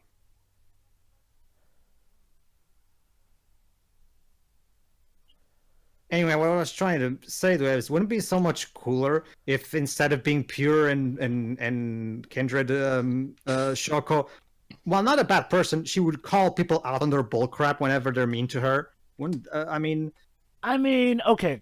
I have nothing wrong with a disabled person who tries to, take the higher road here or there. My only issue is just how Shoko, for like the first third of the movie, like you said, she makes Jesus seem like he was a scumbag. It's like, well, then again, that particular third of the movie ended with her attacking it. True, yeah. Yeah, she did start to become bitter. Yeah.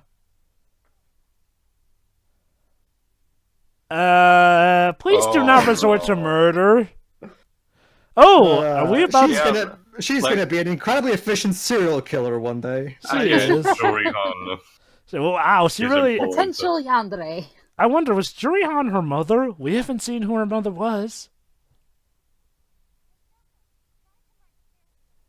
Okay, that is a place where a lot of people get murdered, so I'm gonna ixnay that. Catwoman. Like in what now?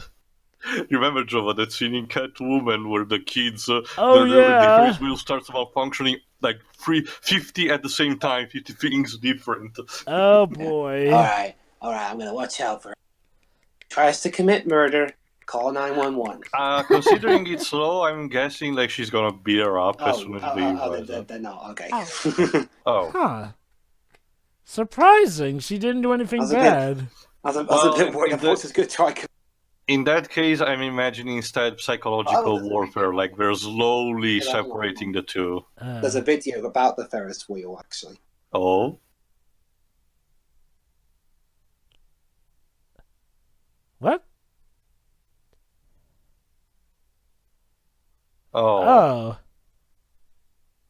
And let's listen.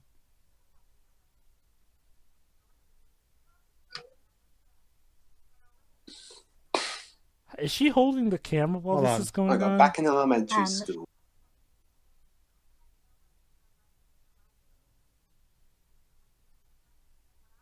Maybe because she's deaf. Fuck. Hold on. Okay, hold on. Hang on.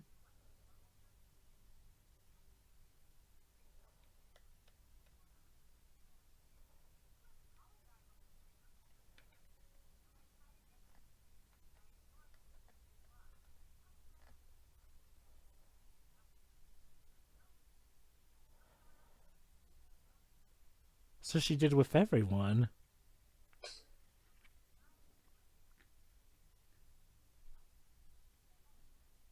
It's because you threw him under you and everyone else threw him under the bus. She's trying to escape blame.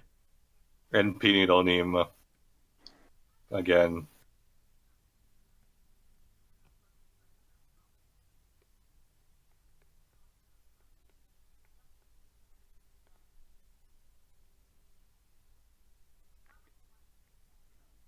What?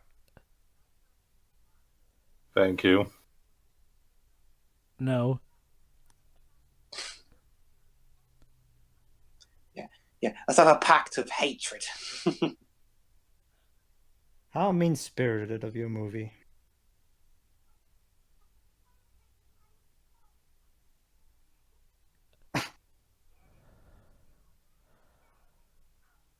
Oh! Well, that was a weird reaction. If she doesn't get sections How soon, dare then you we'll hate see. yourself? Oh, wait, How dare you? wait. I get what she's doing. She's trying to make it seem like Shoko is not above it all. Oh, so she feels guilty and she's... but she's still lashing out at her, though. So did Shoko just record this entire thing and just... No, it's like a spy cam that her sister put on her, I think. Huh.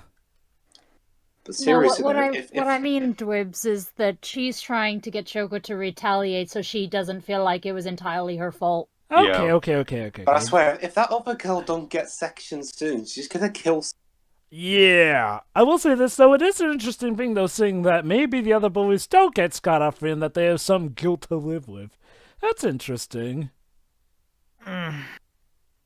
I mean, okay, I will agree with you, Pedro, though. I think the earlier half maybe overdid it. It is nice, at least, that people are getting the proper comeuppance, though. That said, though, this movie is still a weird case for me. It's a problem. The major problem, obviously, is the choice of lines, at least from what I heard so far. The behavior, most of the behavior seems correct from what I've seen, in a sense that that's what people in a situation may do, even as over the top as it may be. And I mean the actual idea of behavior, and not, for example, the quirky comedy bit. I don't mean that. The problem is that the lines that are being chosen. Sorry. Basically, all of the bullies are gonna start pointing fingers at each other. Huh. Well, they did that at elementary school. It's like an unfriended. Yeah, and now he's pointing out, hang on, you used to do that shit too. Oh, boy.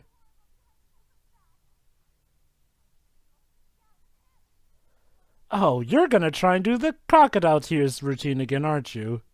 Well, she did that in elementary. Yeah, here's the thing. High school kids ain't as dumb, so if Shoyu calls her out on it...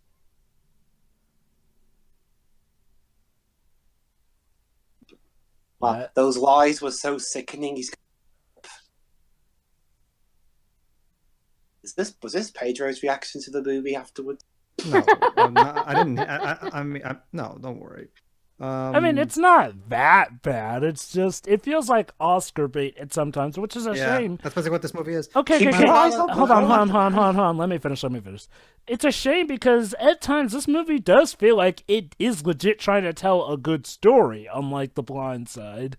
It's just that the Oscar bait moments feel so forced that, it kind of balances out the good that this movie gives. Is that the bridge again? Okay. Seriously, though. Oh no, he's relatively okay. He's by a smaller bridge. Another thing that I'd like to also ask is, okay, so I love you. Okay, why, Shoko? Why do you have no reason to like this dude, like at all?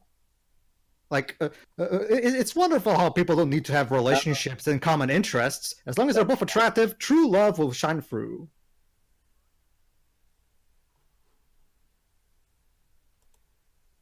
All right, let's see how this goes then. No, you're not.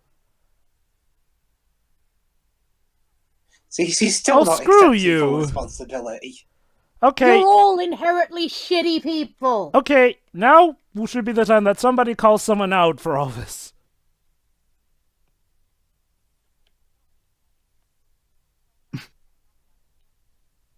Oh. Oh.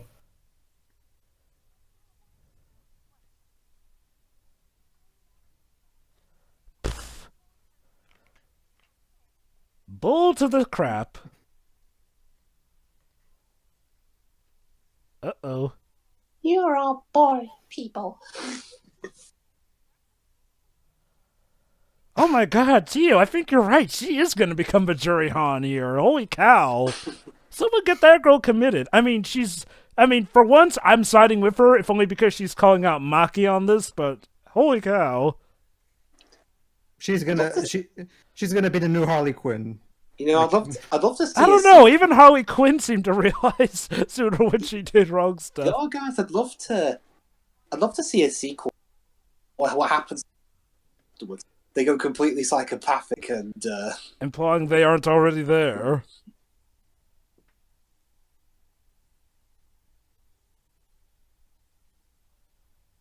Oh. Ooh.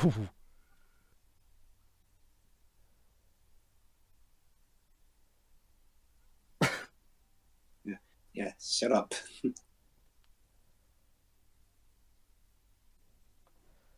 I'd rather you gave a silent voice. Yeah, stop saying when you barely know me. You think you know me. Dun dun dun dun dun dun dun dun dun dun dun dun. Yeah. Good call.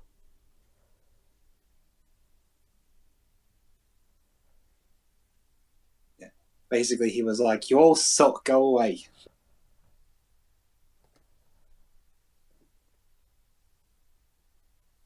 Good. No one likes you anyway. Yeah. And yet somehow I hate Maki even more, if only because she's so convinced she's a good person. Outside, yeah. No one who knows me should interrupt. They're all assholes. So. Well, yeah. Even Shoko is also going to be, as you'll see in a moment. Really? Well, not in a moment, but later. And let's watch. Yeah. Oh, summer holidays soon. I mean, we're watching this now because it's near Easter. But at times it does feel like the summer.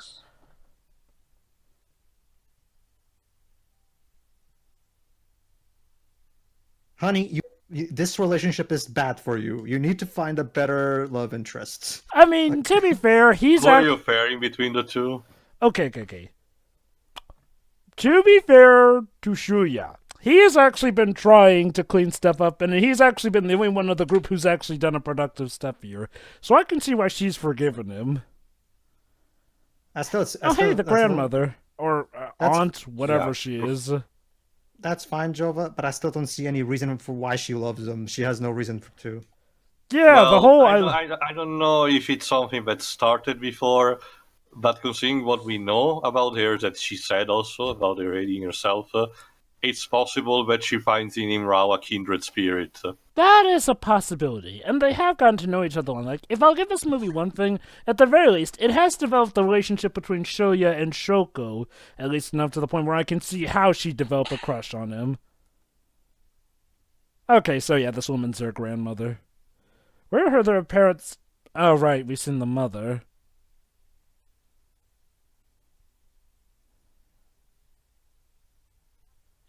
Oh, snap, their mother may not be the best mother. The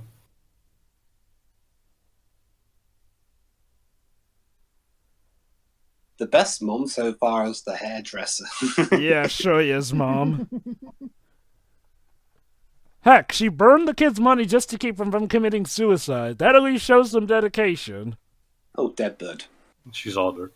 Also pigeon. Oh no, this is the quiet man, a dead bird. Oh no, it's the beginning of Steins Gate. Mad scientist? So she had a bad dream about her sister committing suicide? Possible. Huh. Oh, he found a part-time job, I guess. Yeah, he's working at a shop. Mark He's working at the Japanese version of...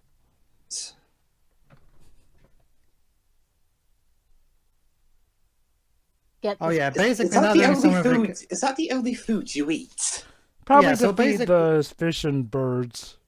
So yeah, now that everybody's turned their backs on him, he's gonna spend the summer hanging out with Shoko, basically. To be fair, when I was a child, I used to snack on those loaves as well. However, there is a bit of a problem, Shoko there.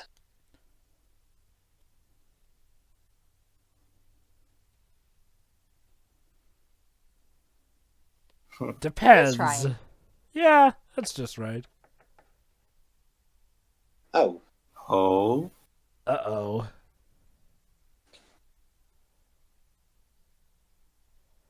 Oh boy, someone died, didn't they? Yeah, they just be awful. To die.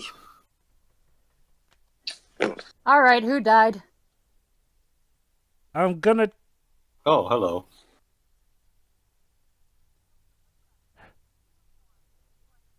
It doesn't suit your personality at all, but I believe you. I swear, that particular well, uniform a reminds uniform. We have to wear this shit. No, I know, but it's the first time she's wearing it, though, which means I something think I tragic also happened. starting to... No, Joe, I'm starting to think of something else entirely. What? You think she has a crush on someone? And maybe she's a bit jealous. Of who? Jelly. Oh no.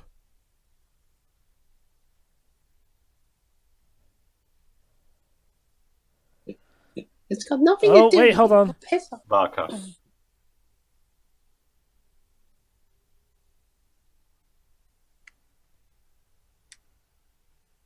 We've got 40 minutes of film left, by the way. The grandma died, didn't she? Must have been some sudden death, if that's the case. Oh, funeral. Funeral. Oh no. Yeah, Piki is the grandma. Well, crud, I called it. That's sad. Hmm?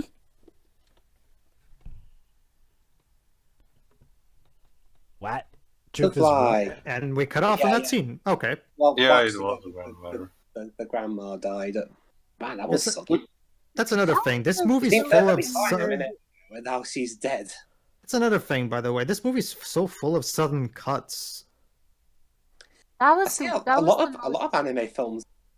that was the most strange of them all, though.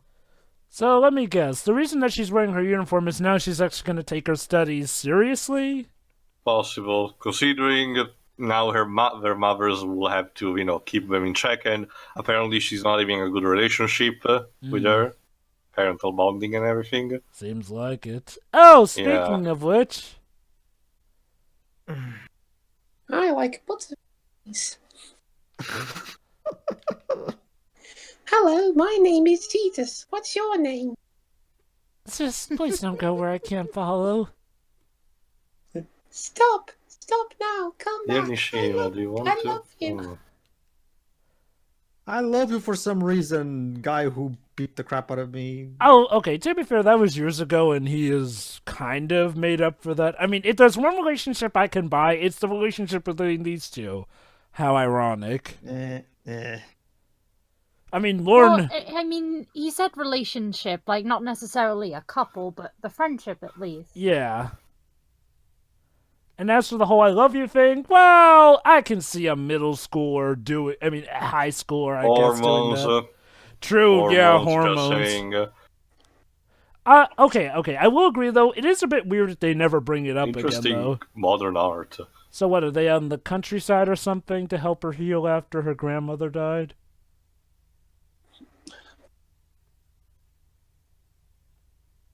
My God, it's... The What is view that? is beautiful, and wait, is that Duel City? Attention, duelists. And then Kaiba takes over the movie. What? I mean, why not? But Oh, I think it's a skateboarding plane. Roger Christian took over, I guess. Ow. What a story, Shoko. Yeah, I led you into this ditch. Okay, I think I can get why she's apologizing. It's about her self-loathing, I think. Like I said, that's probably also the What? The sun was just a little too Okay, bright. yeah, I'm gonna have to agree. Yeah, Some of these transitions are just a bit too weird. It's like they animated it, but it didn't quite look right. So they just tinted it. Well, this is awkward. The transitions. Oh, never mind. Yeah, this is why I don't really watch these kinds of films that often. It's because, well, they have weird cuts like that. I mean, we saw a scene of the classroom with the X's, but then we're not in class. I swear your name had these cut times as well. Yeah, if I'm gonna hear your name was a more coherent film. Like, it was your simple. name was actually pretty good, yeah. Wait, it was coherent? Yeah, simple. Boys and girls' body. What more do you need to know? Apparently, according to Shinkai, a lot. Oh, hey, it's not McDonald's. Yeah, whatever. You sure it's McDonald's or Burger King or Five Guys? Bootleg McDonald's.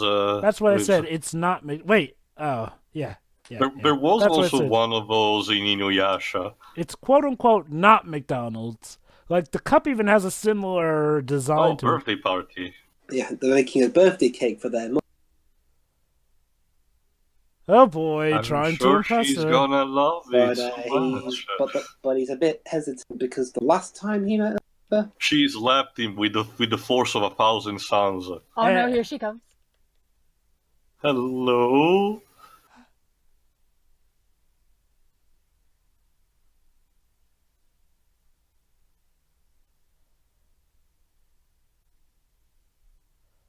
Please don't hate me anymore, Mom. Yeah, this must be a nice party. A daughter who she may or may not treat like crap. Wait. I swear her expression's not changed. Just admit it, Mom. You just favor Shoko because she has your looks. Again, I'm convinced there is a subtext that we're not understanding. Like something... It may be because the movie is from the perspective of the kids/teenagers, and thus the perception of the adults is seen almost in an alien-like way for how scarce they are or how their contribution is towards the movie. Our protagonist mother being the exception, probably because she has the more childlike attitude. Oh, funny enough, there's actually a character in this film, Pedro. Why not, Dweebs? It's a common name. It reminds me of the game. Not in Japan, though. You haven't seen Excel Saga, haven't you? No. You should. Well, I know about my friend Pedro. That's a video game, Jova. Yeah. Oh, fireworks. I was hoping Pedro wouldn't know about that game. CGI fireworks. It's festival season, I guess. Yeah. Complete with the kimono. Just a reminder that this is in Japan because everyone's wearing a kimono. Oh, well, everyone who can afford it. Oh god, he left his friend alone. Is the mother gonna throw a firework at him? I wonder. Pocket firework.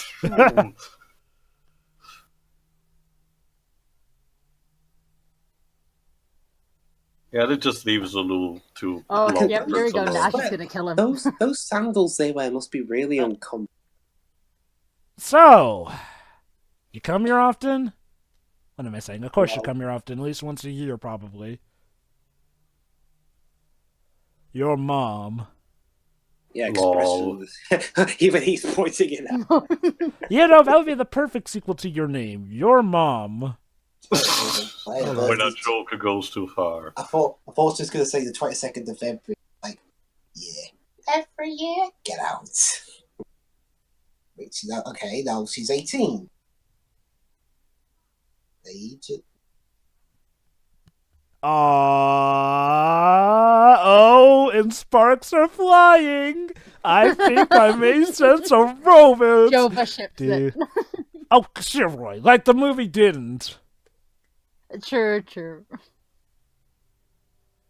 Okay, you know, moments. Hear the fireworks. You know, okay, I'll give. Well, vibrations, Dweebs. Okay, I'll give the movie this. Moments like these actually do work in showcasing how you can appreciate the world even when you're deaf, while also building up the relationship of them. And also for having this poor guy having something nice in his fucking life for once. Yeah, like, holy cow, I mean, at this point, they've kind of gone even past a Clockwork Orange level of distribution.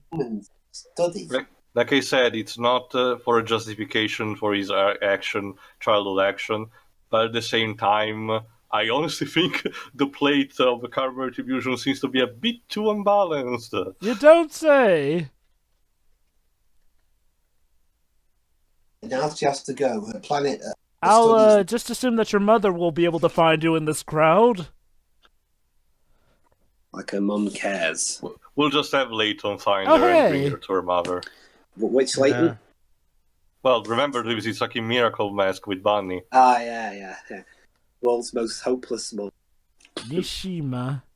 That's the thing, at least she was only hopeless, but unintentionally. Whereas this mom is an asshole.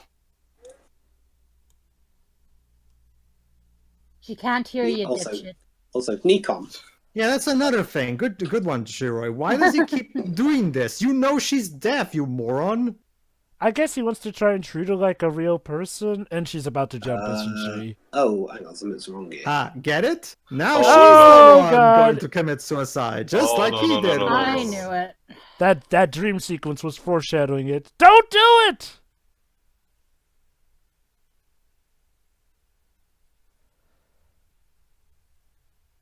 Okay, now's the time to stop her. I know. Yeah, now's the time to fucking grab. Oh crap! The movie's lagging.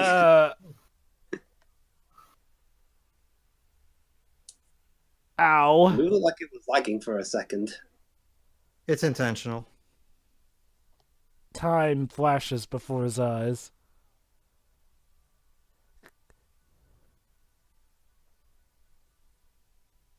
Huh. Well, that was a silent voice. Your thoughts, guys?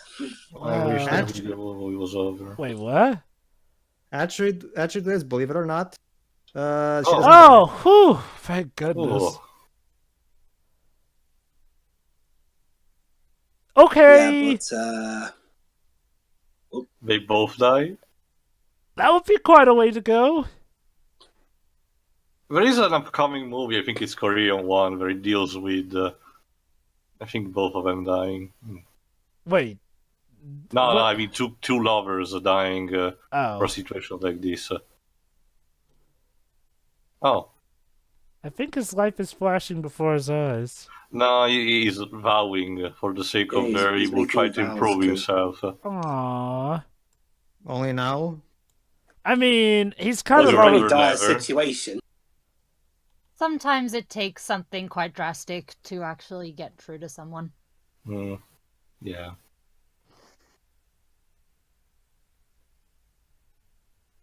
You need to see a psychiatrist, dude. Everyone does. in this movie They all needs do. to. Again, I'm convinced this is like The a only two... message, a critique message of Yeah. some kind. The only two characters who don't need to see a psychiatrist are this boy's sister But, and mother. Yeah. Oh, come on!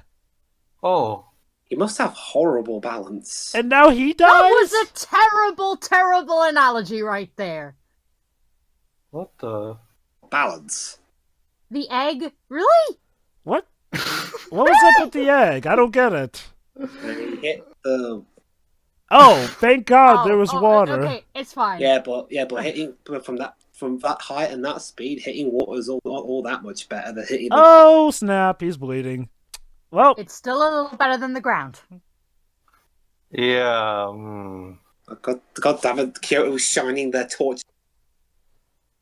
Suimon Municipal Hospital. Milk. Yeah, Milk. don't you just love milk? It's right It's like next the to. beer from Steel. That's an interesting way to drink milk. It's my favorite. It's my favorite drink. Right next to Coke. Now remember, Dweebs, movies like Eat have a beer. Well, then again, there was also a bar in. Also, enjoy the shot of our protagonist's mother's ass. There was also a bar in both Gone Girl and Total Recall remake. Just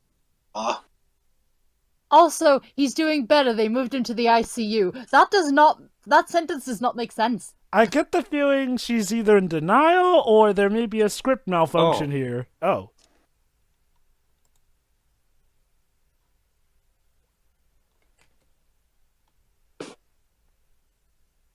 Oops.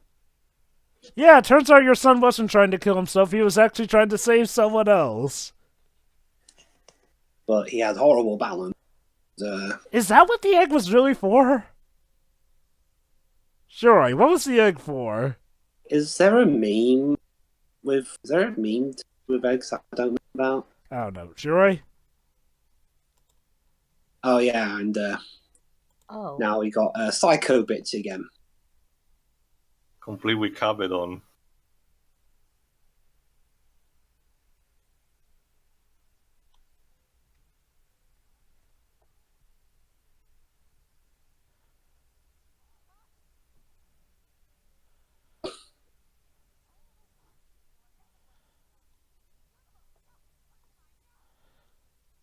Oh, and she got slapped by her mom. Oh.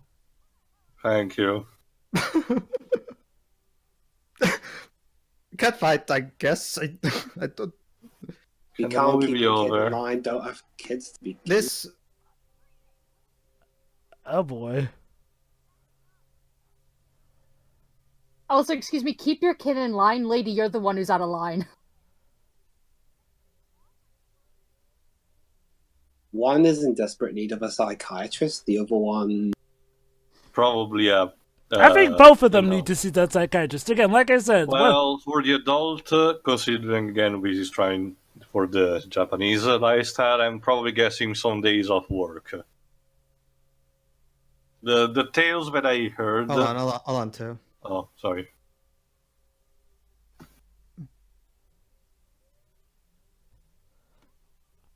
Weird choice of music here. Yeah. sounds like the music's stuck on a loop. Yeah, It sounds too happy. Who's Yeah, the composer, Dweebs? This is some real auditory dissonance. What the fuck is up with this music choice? It's not even It's the kind of so audio distracting. dissonance that makes sense. And this Never one, at least when Tommy did this in Earthworm Jim 2, it did it for comedy. Kensuke Ushio. So I guess Naoko getting beat up by... He's done music for stuff like Space Dandy and Devilman Crybaby. Hold on. So he's been in something else that you've seen, Tio. Yeah.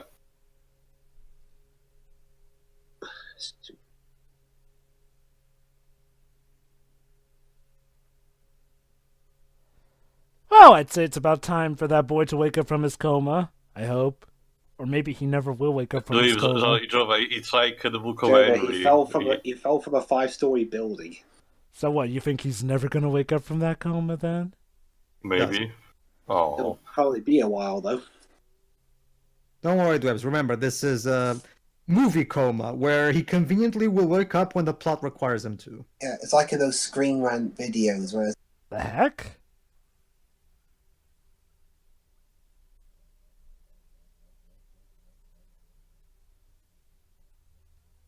hospital. So what, is Naoko also in the hospital after that beatdown or I something? I'm destroyed so what they should have confused. It's hard to create.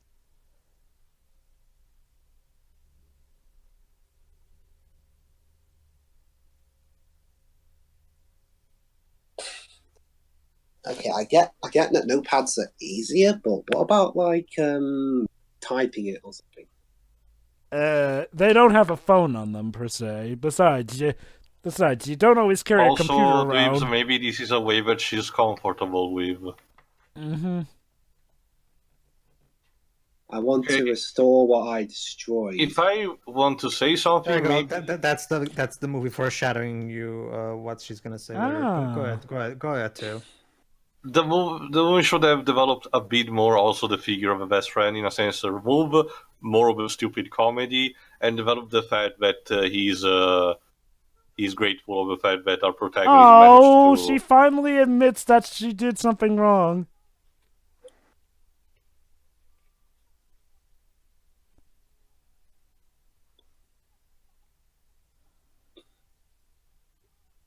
So you finally get the Not message. easy. Took you long enough.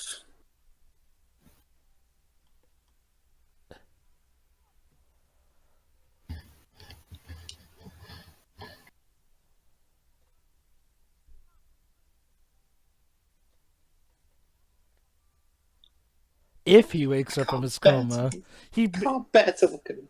I'm sure he totally won't wake up from that coma. Yeah. That'd be really pretty dark ending if that happened.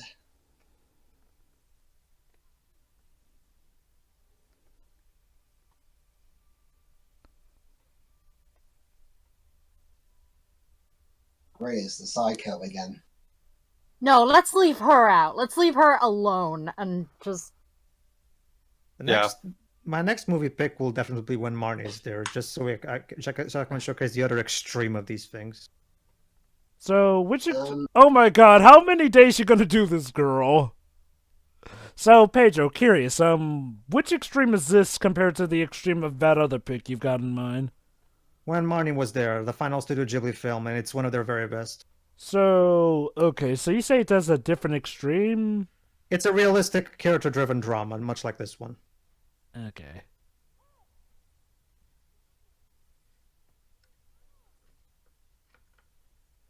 There's Lisa. For a second there, I thought they'd arrested. I found, found you. you. How are are you?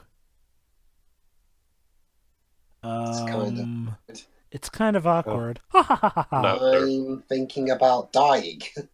What? Oh, Oh. Tuesday is going to end soon. Look, I know that first it was a Yeah. terrible movie, man, but not that bad. Well, okay, it was that bad, but still, you shouldn't quit life just because of that. I mean, I Okay, I get Mr. it. Composer, calm down. I Mr. get it. Composer. Okay, I get it now. These two are connected through dreams, which means clearly they're destined for each other because he was able to tell she was going to go No, to Joe, because he had dreams Joe, and now you're she's thinking having of dreams of him. No, Job, you're thinking of your name. I mean, that's kind of what this is becoming when you get down to it. honestly, Pedro, while this name was kind of confusing, techno jargon. Let me guess. She said about just that. Okay, seriously, did the composer and then just... the The music, say- I'm sorry, sorry, did the- movie, but did the the- music is so distracting. I cannot possibly get into this. You know, which is sorry. a shame because, you know, here I am hoping to... Oh, he woke up from his coma. What a shock. Of course he did, because comas are just like that. They wake Well, up okay. willy-nilly. To be fair, it's apparently been a long amount of time as we seem through the passages of time. So... How long exactly? What I would argue is that he shouldn't be that energetic. Yeah, true. He was able to get out of the hospital without No. anyone stopping him? Oh, shit. There's no such thing as crew security, of course. Movie. My job is to prevent this shit to happen. Just saying. Oh, Tio, from what I've Awesome. seen, clearly people with your job don't exist in fiction. okay. Go home, you're drunk. Okay. Apparently, Actually, Shiroi, the Latin anime took that care of it very well. apparently they do. Okay. I'm sorry. This movie... Fortunately, Hino does his research. Okay, this Then movie... maybe it's just the UK and Also- maybe Japan. which Also, doesn't make sense. also of all places in the Glass movie they exist. Okay, I'm sorry. This movie has a problem. Like, whenever I'm... And even then, today was still not that good. You know, this Well, movie... it depicted the abusive side of that. Yes, Java? You know, this movie has a problem. It's like, every time I feel like we're praising it for something good, it does something stupid out of the blue. Like, and It's just... So you guys don't hate this? I don't hate this it. movie. I'm conflicted, I'm more Luis, so- believe me, I'm genuinely conflicted, but... I'm frustrated about this movie because there are a lot of parts of it that I genuinely do like. The problem is when it either succumbs to Oscar bait stuff or it just does blatantly stupid stuff like this. Like, yes, it's nice we're getting this touching scene, but maybe, I don't know, have him just request her to visit him or something. Why the whole running out after it? It kind of takes me out of the movie when It's they do stupid melodrama. stuff like this. And and it's like, it feels like the composer at some point near the end of this film went insane with how unfitting some of these music tracks have been. Well, before this point, the guy's compo, Hold on. the guy's filmography was Space Dandy and Ping Pong. Oh, I like Space Dandy. Don't know about Ping Pong. Basically, Shoko is about to confess to him the evil stuff that she's been doing on her own. Evil stuff.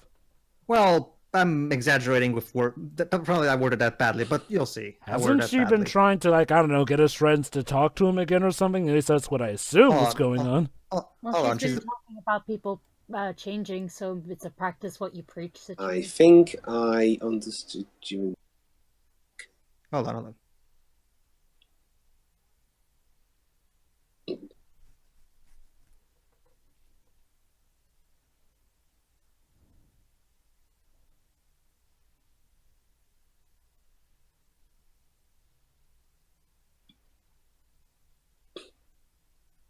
It's a video game you choose in. Hold on.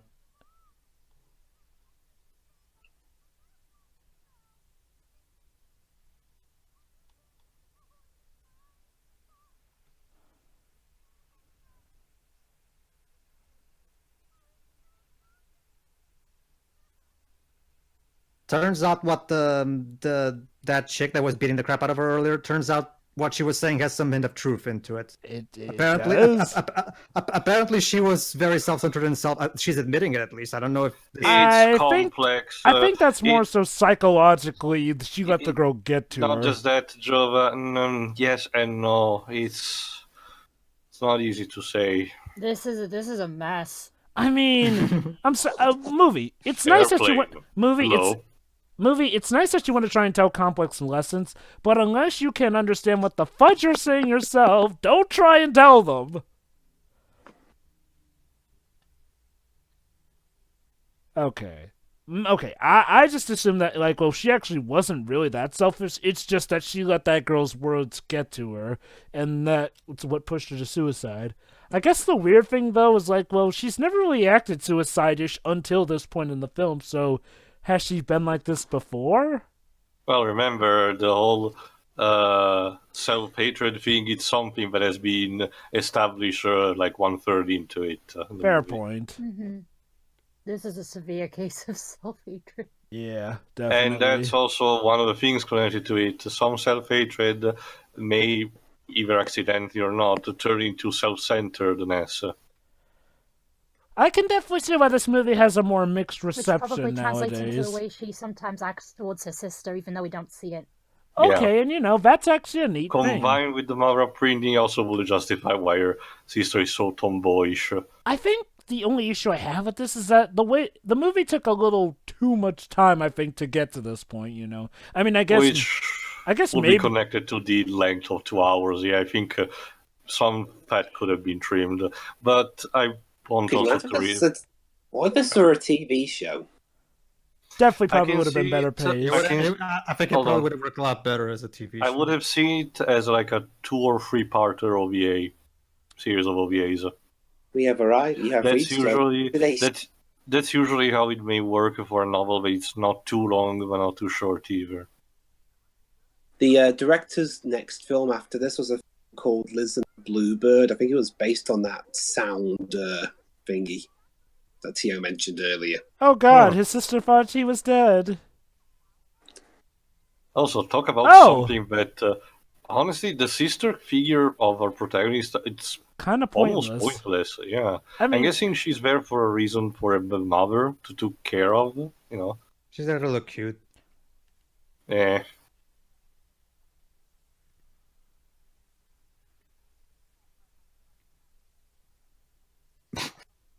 oh great, so this is gonna become that everybody loves TJ episode that everyone pretty much hates. Mm-hmm. For good reason. I mean, I had a good Miss Finster joke at the end. That's about it. You are going to grow up to be a sociopath, you know that? Yeah, I You know those? I've already done that joke, Joe. You know Oh, those but she text- dropped her ex. Hey, Jova. You know those You text dropped your epilogues face. Hey, Jova. Yeah. You know those text epilogues at the end of some movies where it says Oh. this character did that. She cut her Oh. hair. I can imagine us being like, she grew up to be a serial killer and killed 50 people just because she didn't like them. No one missed her. Hello? Mom? Who the heck are you?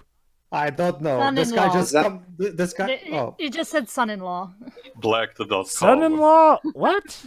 Wait. That- Hey, I that- get that shit, right? But where did he come from? He never was into the movie up to this But point.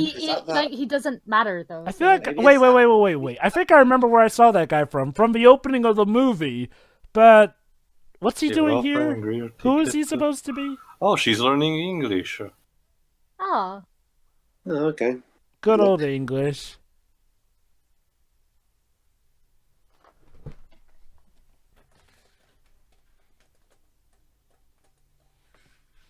But try. School's not necessarily something you try.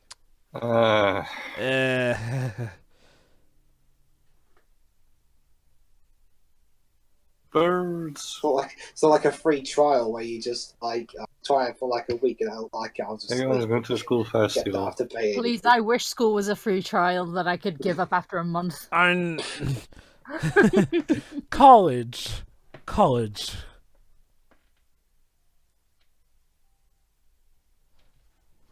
Yeah, when they say that university and college are the best years of your life, they're lying to you. They're saying it, no, Sierra, they're saying it through gritted teeth. Let me put it like this. It's the best time Let me put it like of this. your life. You'll probably have more fun in your life when you have a job because at least you only have one subject to focus on.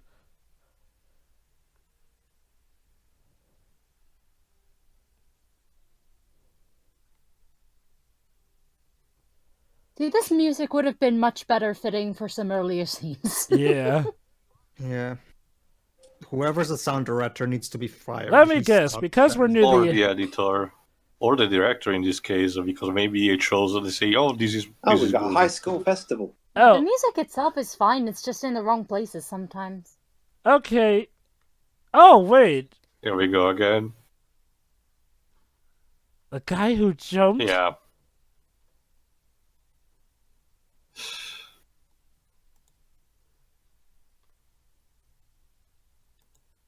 Wow, I guess we fit together in that way.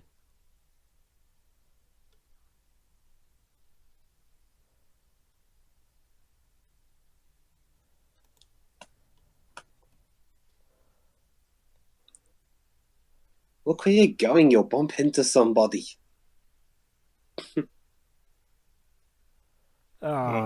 Wait for it. Hey, let me guess, Element. What is this? Welcome to a maid sci-fi convention. Sure, why not? That face.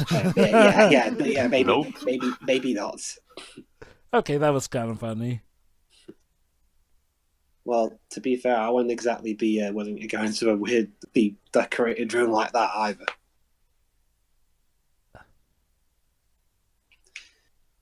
He still can't comprehend what he saw. Like, what the fuck was that? Maids wearing Oh. the heads.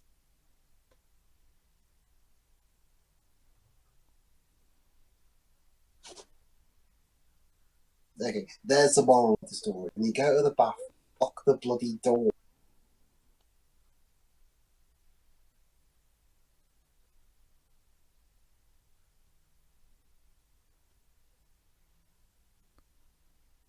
I'll refrain from making the obvious room joke.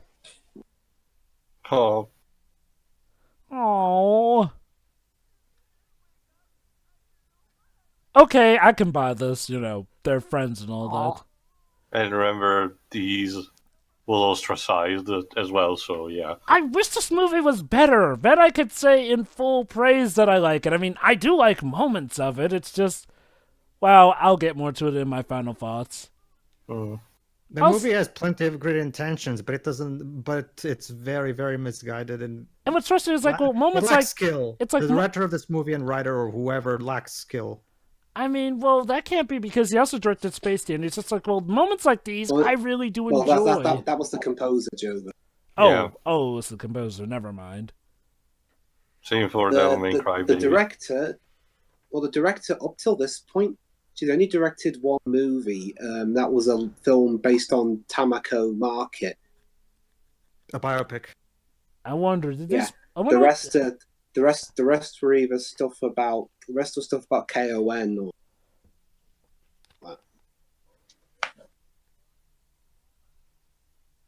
Apparently, according to her, she said she thinks that most important part of being a director is to observe people. Oh.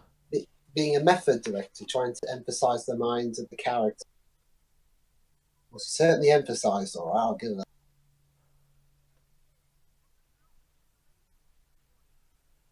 Hey, Reeves.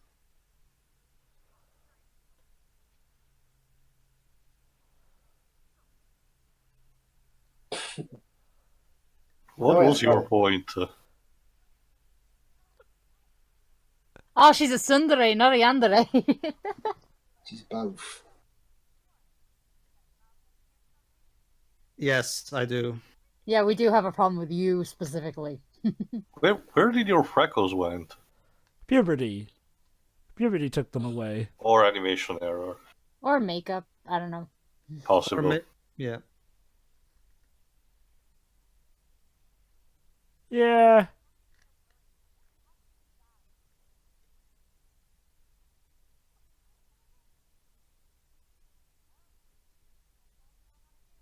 That's very nice and all, but there's one person from the childhood missing. You know, the guy with the blonde hair and the long sleeves. Well, she learned a new word. She's trying to teach her how to say more. Okay, that's nice. That was funny. Oh, God. Ran away, like... And then she figures out that she actually had a crush on Shoko this entire time. Why not?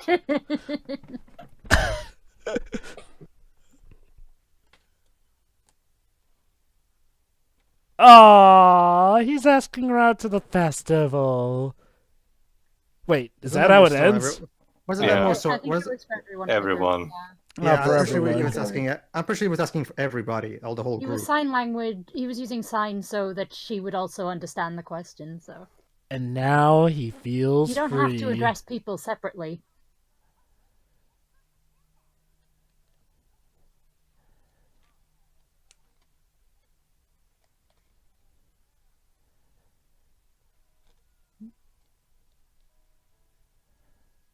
Yeah, There we now go. he's more, And now he has finally reached redemption. Well, more like he finally is able to, you know, sustain the people around him. He's finally over that bizarre X disease. Seriously, what is it? Oh, I think I get it with the you know the sister thing. Maybe she was like the mother had to do the babysitter job, and that was her father. Or do you think maybe it's a half-sister and that guy's his stepfather? Again, black.com. I mean, his sister does have darker skin, though that does make me wonder why we never saw the stepfather before. Maybe it's better explained in the manga. Manga's better. What are you cutting to, movie? The film. The thing at the beginning. Sorry. The Is it a the editor tear? fell asleep at the doctor. Come It on. looks like it now. Oh, very was. I see the light. Aww. Ah! No, please don't flash me. I The guess. shape of voice. Is that What? the Japanese? What does the shape of voice have to do with this? I'm guessing that's the Japanese original name. Yeah. Which is weird because they open. Wait, you're sure? Well, Well- it sounds like it. Well, I mean, it's weird because, like, well, the movie did open up with them, you know, Sounds. calling by sound, you know, I mean, calling it, God, the name of this, forgot the name of the movie we were looking at, A Silent Voice, yeah. They Yeah, mentioned, that's the end of the movie. wow, what a weird, bizarre experience this was. Are there any credit sequences or nah? Nah. No I'm after pretty credit sure- stuff? No, anime don't usually do that. Oh, No, you'd I be mean- surprised, I mean, School Days did that. I mean, what are you expecting? You expecting Nick Fury to come up and ask Shoko to join the Avengers and sign language? Let's Well, not, because here in Japan, maybe Hiro can go and ask for him to be in the Big Hero 6 group. No. She gets accepted to the My Hero Academy. You're queer, you're deaf.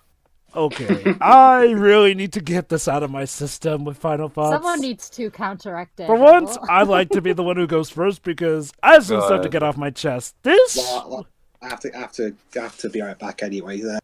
This was a weird experience. Like, okay, at first it seems like this is a movie that's going to be a PSA about how deaf people are, but then no, it's actually more about the boy who's, you know, pretty much getting punished, like almost Clockwork Orange levels of retribution.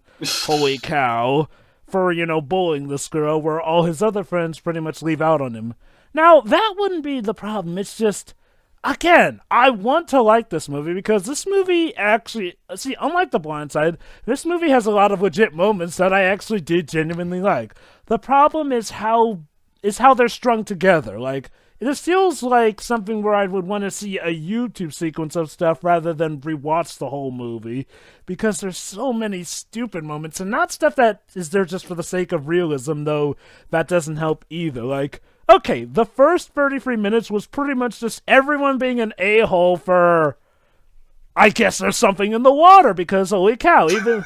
Like, even the professors pretty much drop from the plot, so the whole idea of this being a critique on the school system kind of goes out the window, since we never see about how the... Even the principal Jova acts in a very sterile way in declaring what they need to do with the bullying. Yeah, the main issue though is like, well, they all drop from the plot after those first 33 minutes, But so... That's connected to what I thought, to the fact that this seems to be mostly a critique towards the entire Japanese upbringing system, when we are to a point where the children's school can have this destructive lifestyle towards each other and themselves, and that the adults are either clueless or too busy working for noticing that.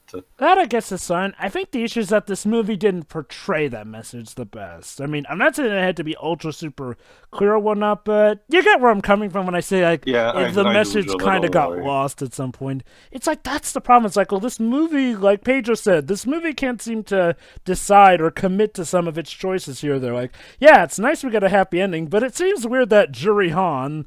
Yeah, I'm probably going to remember that girl's Juri Han more. It seems weird that Juri Han has been going down the slippery slope, but yet at some point, finally, like, I had to wonder, what got her to finally stop being a bitch? A bitch. Like... She just stops being a bitch because we need some kind of last-minute redemption, I guess. She's a tsundere, I told you. Yeah, I mean, hey, it's like I said. She figures out at that point the reason she was mean to Shoko is because she had a crush on her. Allow me, Jova. Allow me, Jova. Jova, leave the Yuri shipping to me, please. Jova, allow me. Okay. Naoko-san, you can't try to do a serious, believable human drama where the characters are supposedly real people and then go for stupid and cliche anime tropes. It's funny, Sorry. You know what's funny? Juri Han is also called Naoko. Well, the thing is, Pedro, I think that KyoAni, their past work was basically taking a lot of cliche anime tropes and turning them up to 11, with Haruhi Suzumiya and K-On. Okay. Allow me. Okay, let me get this out of the way before. Haruhi Suzumiya is more of a satire on that kind of thing. Okay, unlike what a lot of people would have you believe, cliches are not inherently a bad thing. It just depends on how you use them. Because in the hands of a good writer that knows what he's doing, it's not even a matter of turning the cliches upside down or something. You can still play those cliches for the most part still straight and still manage to combine them in a way with good writing that creates a good enough story. Okay, how about the first How to Train Your Dragon movie? When you get right down to it, is basically a bunch of cliches. But that movie's still fantastic because of the excellent writing and the fact that the characters still feel believable as real people. Heck, for an even older example, a Goofy movie has loads of 90s cliches, but that movie works with them exquisitely to the point where it becomes timeless. There's an episode of an anime that involves two twin girls that, when you get right down to it, is basically a collection of soap opera cliches. But it works out really well because Hino actually knew what he was doing with that. Anyway, it's just... Oh, sorry, go on. No, I'm done. I found out who the black guy is, actually. That guy is Pedro. Okay. So basically, you bothered to make me a black guy and have me be a last-minute cameo. Good job. Okay. So apparently, remember, Jova. For the media, all Portuguese are Brazilians. Okay. See, apparently that little girl actually wasn't Shoya's little sister. No. That was his niece. Apparently, she's the daughter of his older sister, who apparently is voiced by Stephanie Sheh. Not that matters, does it? Stephanie Sheh, Xena from Sonic Lost World or other stuff. And apparently, Pedro, congratulations, Pedro, you're a father of the little girl, Maria. Which I guess... I never asked for this. Well, congrats, Pedro. Expect you to be on Jeremy Kyle. This movie just made you a father. So, yeah. Well, hey. They don't name Shoya's older sister, so I guess we can say his older sister is Vanessa. Oops. No comment. Brilliant. No comment. God, deepest lore. Anyway, but yeah, back to my thoughts on this. It's like, well, it's a shame. I like a lot of parts of this movie, and I do like some of the stuff it tries to tell. The problem is when it gets lost in its own pretentiousness, and this movie can get pretty flipping pretentious. Like, I really And think melodramatic. I really think that okay, it's nice that his other friends are going to talk to him again, but I really think that with Naoko, again, how weird is it that the most terrible girl is named after the director of this movie? I'm pretty sure that's just a coincidence. I'm pretty sure she was yeah. already now called Naoko on the manga. It might be a common Probably. name. Yeah, probably. But yeah, I mean, I really think that they should have just committed to having her go down the slippery slope with no point of return because holy cow. I mean, I think the major issue is that they don't show what exactly makes her good. It's like she passes by Shoko, and I guess we assume that something happened to make her now put up with it. Mm-hmm. Like, maybe if this were after the scene where, of course, it turns out that her doing that to Shoko is what caused Shoko to commit suicide. But no, she still acts terrible after Shoko nearly tries to jump and all that. So, yeah, a bit confused there. Okay, now, again, like I said, the relationships, between Shoko and Shoya, or Shoya and that boy he befriends, Nagasakuta, those are fine. In fact, they're actually well developed here and there. I think the problem is when this movie cannot seem to decide when it wants to be a feel-good daily slice of life thing or some very deep, pretentious bit. And look, I'm not saying that you can't be both. You can. The problem is how the tones do not flow well into one another. Like, there's literally some time where after a big argument, we go to a happy-go-lucky scene. And the transitions between these scenes don't help at all. Especially with the grandmother's death. That was just, what the hell? At time, that one was the worst one of them all. My biggest problem with the transitions is they're trying to blind the audience. Mm-hmm. But where KyoAni are just shining the torches at the screen, I'm like, ah. Yeah. and okay, like we've all said, the animation for this is gorgeous, and that's fine, good. Yes, it'll still look good. But man, it really annoys me when this movie kind of feels like it betrays its own morals just to be Oscar bait. Like, times where everyone's evil for the sake of being evil. I mean, yeah, I get that kids can be brats, but that elementary school scene, that was... Well, like I said, that made Phoenix Wright look like he had a happy childhood. Like, at least that was just... No, go ahead. Oh, no, go on, Joey. I don't know what the bullying system is like the system. I don't know what bullying is like. The in bullying Japan. system. I can imagine now. Once you get into it, you can never. Now you're making me imagine a mafia or yakuza for a bullying racket. Like, you'll give this kid a wedgie this day, or you'll take this kid's lunch money the next day. But yeah, I think I'm not sure if it was you who brought it up, Jova, about the whole the manga, the translation being boycotted or something. Well, the translation being borked at some points. No, I mean, like, because they didn't want them... the publishing of the manga, because they didn't want, the whole mess of... Oh, yeah, situations to get out. That's what I'm referring to. Okay, so I don't know how bad it is in Japan. It could be... It could be that bad, but watching this, the dub and everything... It did take me out of it a bit because, like I said at the beginning, this isn't how it is around here, like, not by a long shot. Again, you get a couple of assholes, but again, a lot of the most egregious behavior actually comes from adults. So it really took me out of that moment, really. Yeah, like, I mean, I've dealt with a bully here and there, but never like the entire school.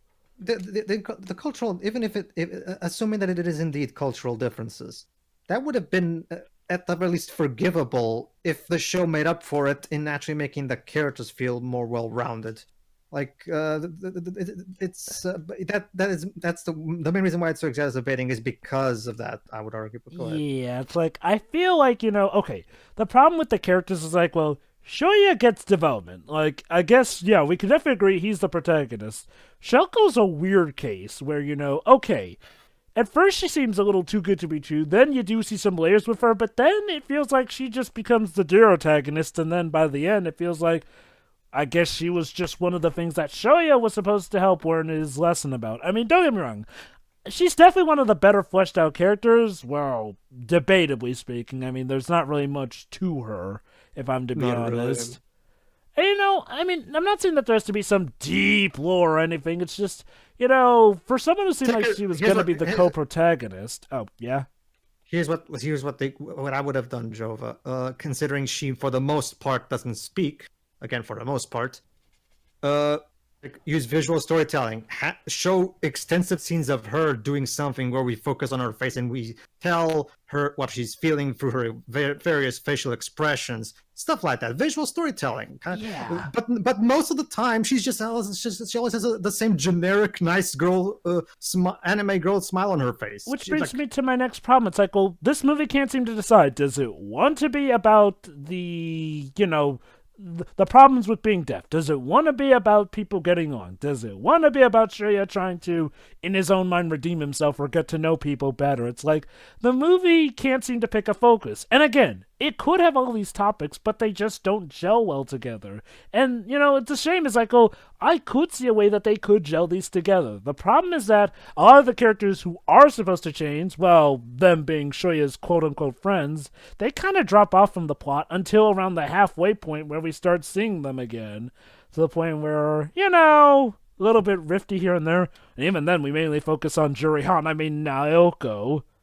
No, seriously, that might as well be a fan-on backstory for Jurihan at this point. But I digress. And that music. Okay, the music starts off good. I like the music. The problem is when there are some weird scenes that just do not fit. And okay, look. For example... Plot twist, the sound director of Reference to Ref worked on this. Well, Otherwise, I think it's that. I don't know, Okay. but otherwise we wouldn't be able to understand the voices. Yeah, it's like, well, the main... Okay, look, for comparison's sake, when Aerith dies in Final Fantasy VII, her theme plays, even during a battle. Now, that may seem unfitting, but it actually is fitting to show that the moment is sad even when you're doing the battle. But the problem here is that they'll play blatantly happy music for no reason whatsoever. It's not like it's leading up to something immediately happy afterwards. It's just... Do you think the audience needs a mood lightener? Well, I'm sorry, you have to commit to having your scenes be sad, as Inside Out would show. You need sad moments to help lead to the good moments. Just to cap things off, though, I don't want to say... Okay, I don't hate this movie. I am just incredibly frustrated by it because it has a lot of good stuff, but I can't in good conscience call it, a good movie. I mean, okay, I won't call it bad. And I guess, I could maybe recommend watching it, giving it at least one watch. But it's not the masterpiece that people made it out to be, I'm sorry to say. Not really, no. If I have anything else to say, I'll probably remember it later, but for now, that's it for my final thoughts. Go ahead, Dibs. Well, I can safely say that I did not expect to be the one to pick the mindfuck of this particular batch of film commentaries. How ironic. I mean, don't get me wrong, it is better than Quiet Man, but still, though, that's not saying much. Well, okay, Being Joe. better than the Spawn of Satan is no... Okay, I have an analogy, Joe. Quiet Man is that guy who shouts at you in the street, claiming that he's a intelligent, well-thought man, when really he's just a crazy person. What are you, stupid or really stupid? A silent voice. Joe, you're not doing it properly. What the hell, man? You stupid or very stupid? A silent voice is that really nervous guy who's giving a lecture, and he tries his best to convey the message he's trying to give, and he does have a few good points. But he doesn't keep the focus well. But generally, he's so nervous he kind of slips up here and there. Yeah, that's a pretty good analogy.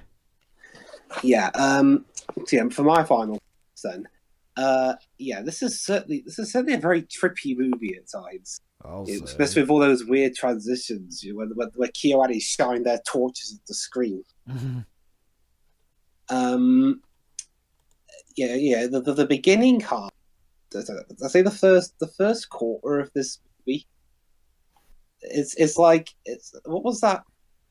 It's like if Aaron Sorkin wrote Recess. Yeah, especially when it becomes that Everybody Loves TJ episode. Well, yeah, I can see what you mean. I guess it's just that with Aaron Sorkin, I think the tone will be probably even more dour than this. Go ahead. How can you get more down than a bunch of kids bullying a deaf kid for no reason? Oh, worry, trust me, Dibs, you can. You can. They find a way. Go ahead. I mean, the rest of it was quite as a soft review because they except for the future candidate for the world's most frequent psychiatric patient. The rest are fine, and I do appreciate that they all get called out on their shit. Aside from the kid with the blonde hair, he rarely shows up. Yeah, actually. but did he even show up in that last scene with them all? No, he does at the last major scene that we see at him is one at the theme park and one briefly when our protagonist fell, where he's among the people who went to the event to see what happened. But yeah, he doesn't even show up in the He end. disappears. What was up I'm with guessing that? the manga had more. I guess. I don't know. He probably it's probably like the attempted suicide scene earlier, but when he tried to rescue the kid, he ended up being dragged into the lake himself and somehow didn't get out. Wait, is that what happened in the manga? No. I just made it up. I wonder what the manga keep maybe going. includes, but continue. Yeah. All right. Okay. I do appreciate at least that they did the English dub at least did cast someone who was actually deaf in the role. I guess it helps add to the authenticity. Mm-hmm.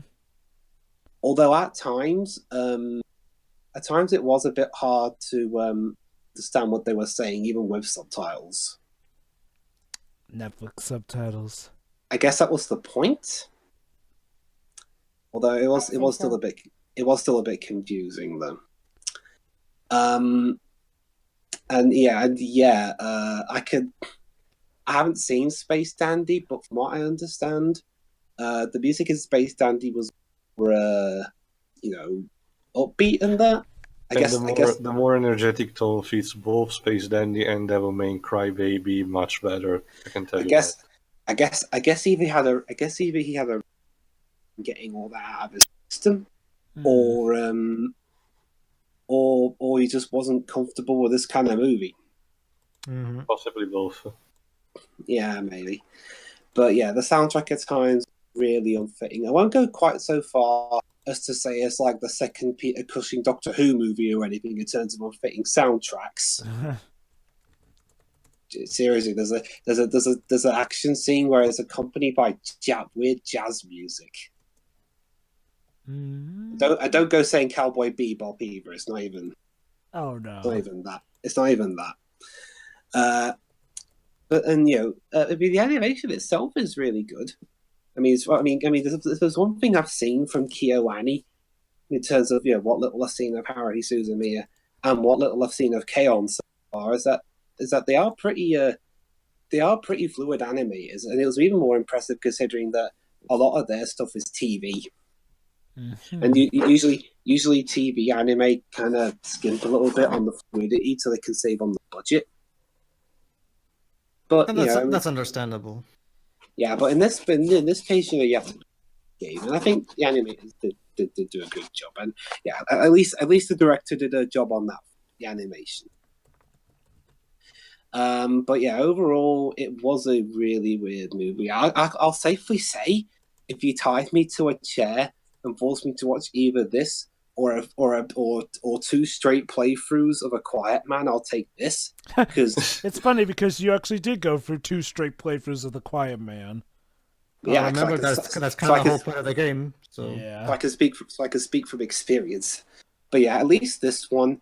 It does have at least its good moments. Plus, even during its bad ones, I can at least appreciate it in a weird what the fuck kind of way. It's not boring. I'll give it that. Yeah, it's not boring. I mean, it's too baffling to be boring. I know, right? Yeah, it is kind of like Your Name for me. Good moments, but it's also rather confusing. I would argue that Your Name was a much better movie than this. At the very least, Your Name knew what kind of story it was trying to tell. The only real problem Did is it? the only real problem. Well, Blibs, it was a love story. The big problem is that Your Name needed a longer runtime. It needed more 30 minutes on tops. I would argue it's kind of the opposite of this one. This movie could have used a trimming down. Your Name is kind of the opposite for me. It should have been longer, but that's a topic for another day. I wish I could argue my point, but we're not at Your Name yet. So we'll get there someday. Yeah. So yeah, overall, it's a weird movie, but I can't say I hate it because it's. I think it has its heart in the right place. It just kind of messes up a few times here and there. I mean, it's not like Glass where it all just completely falls apart. And it's not mean-spirited like Glasses. It's just a bit misguided. I can take misguided more than intentionally bad and failing. Yeah. Yep. All right. Who's next? Sure. I'd prefer to, if possible. No, I'm gonna try to be as quick as possible anyway. Let's start with some pretty easy things to say. I like the music, even though it was misplaced in some places, like it was said. I really enjoy Robbie Daymond for the leading role. It kind of fits because, without spoiling, some moments in Final Fantasy XV are similar to some events of this movie, and I kind of saw some parallels between Prompto and our protagonist here. Oh yeah, absolutely. Without spoiling, of course. The animation, I really liked it. Of course, we have the stuff like the food porn and some stylized moment, but aside from that, in general, it looked really good. But keep in mind, I'm the guy who got entranced by Garden of Words, so what the fuck do I know? Well, I'd say even Garden of Words had good animation. It's just everything else was true, but it because animation is always gorgeous. But it did cloud my judgment on that. Anyway, let me get to the part because for the most part, when it comes to character analysis and everything, I'm mostly agreeing with Jova for the most part, so I don't want to repeat. So I just want to add one last thing, and I'm not sure I would want even to say it, but okay. I don't want to be specific for the purpose of personal names and everything. Some events, some things that you have seen depicted in this movie actually happened to me and to the people around me. I'm not saying that it's a one-to-one biography of my life, but I could say that some things have been depicted in a more realistic way. This was a trip down memory lane that I didn't want to go if I knew about it. So props to the movie for representing some themes more accurately than they should be. But it's like we said, it's misguided and clouded by some too much over the topness, a bit too much of a length of the movie, and some character morality flip-flopping decision. I will read the manga just to be fair and see what's missing potentially, but I don't want to see this movie again. and I need a drink. Well, Tio, from what I understand, manga apparently just kind of ends. Like, it's a bit too open-ended, apparently. Wait. So you tell me that the manga is more open-ended than this? Yeah. Well, so is this one. I mean, whatever. Whatever. I guess he means even more open-ended. Huh. Oh, okay. Well, okay. Like Jova, I don't dislike this movie either. I like quite a lot of moments from it, but it is quite baffling, as Pedro said, mostly to do with the tonal shifts and the lack of proper consistency through progression through scenes. I guess you could apply consistency to that as well. I also like the music. Again, I think it was placed in the entirely the wrong places a lot of the time. But it's still good music, and the movie is gorgeous. I mean, in general, the food stuff goes without saying. Japan's obsession with food. It has to be the best looking thing in the room. As for the characters, I still don't quite understand the deal with the girl with the black hair. I still don't quite get what her deal is, honestly. She's a psycho.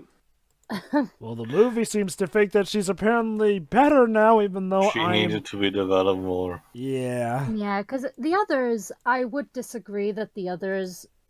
I disagree that the others are one-dimensional.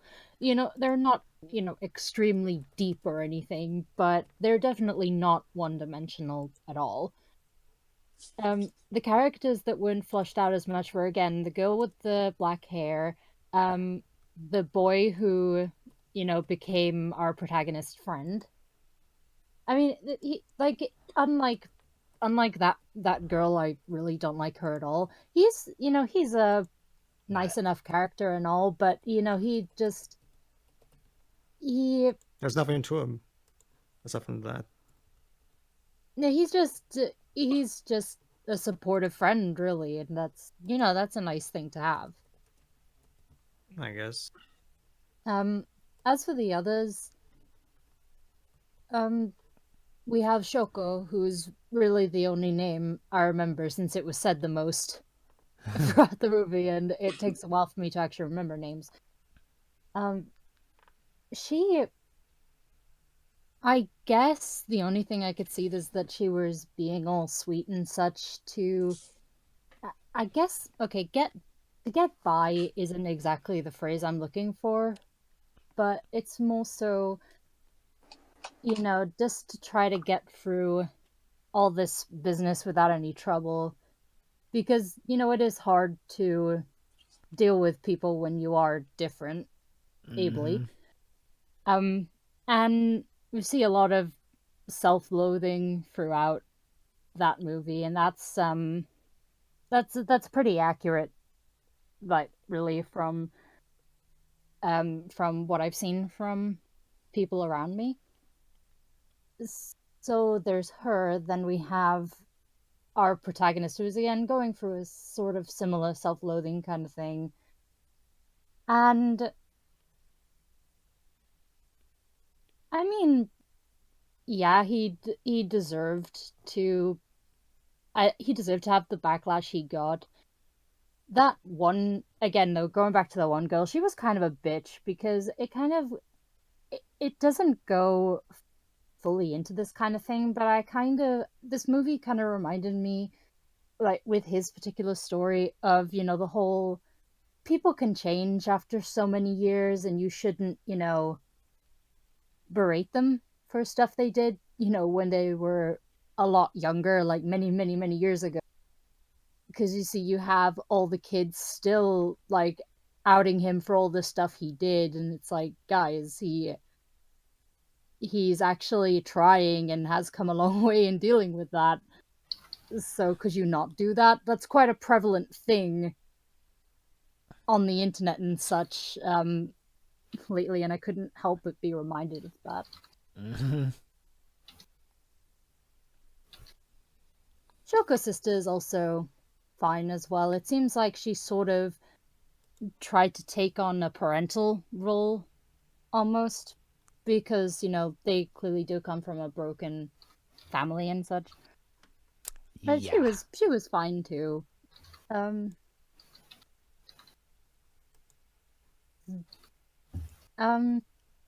Yeah, I mean, again, sans a couple of them, the characters are actually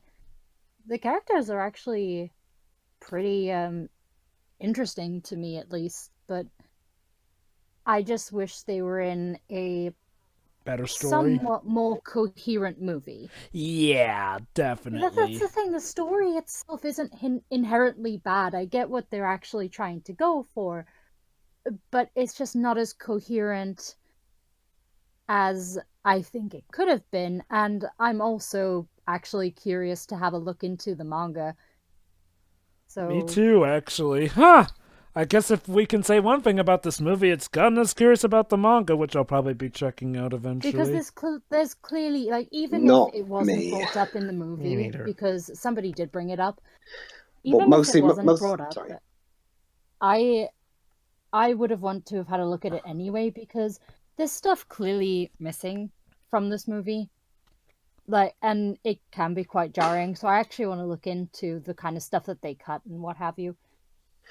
Yeah, I don't dislike this movie at all, but I'm more frustrated. Is that how you feel, like frustrated with this movie? yes, it's more like it's one of those, it's not a bad movie, but it's the wasted potential. Yeah, it's like, well, there's so many good moments, yet you can't call it really that amazing or that good a Like- movie because it doesn't really piece them together well. It's like the ingredients are there, but somebody botched up the recipe. Yeah, basically, I mean, I like the characters and they depicted certain things, very well. Not just being deaf, but there was a lot of things. But again, it's such a shame, Yeah. really, and that's what it is when you come down to it. It's a shame.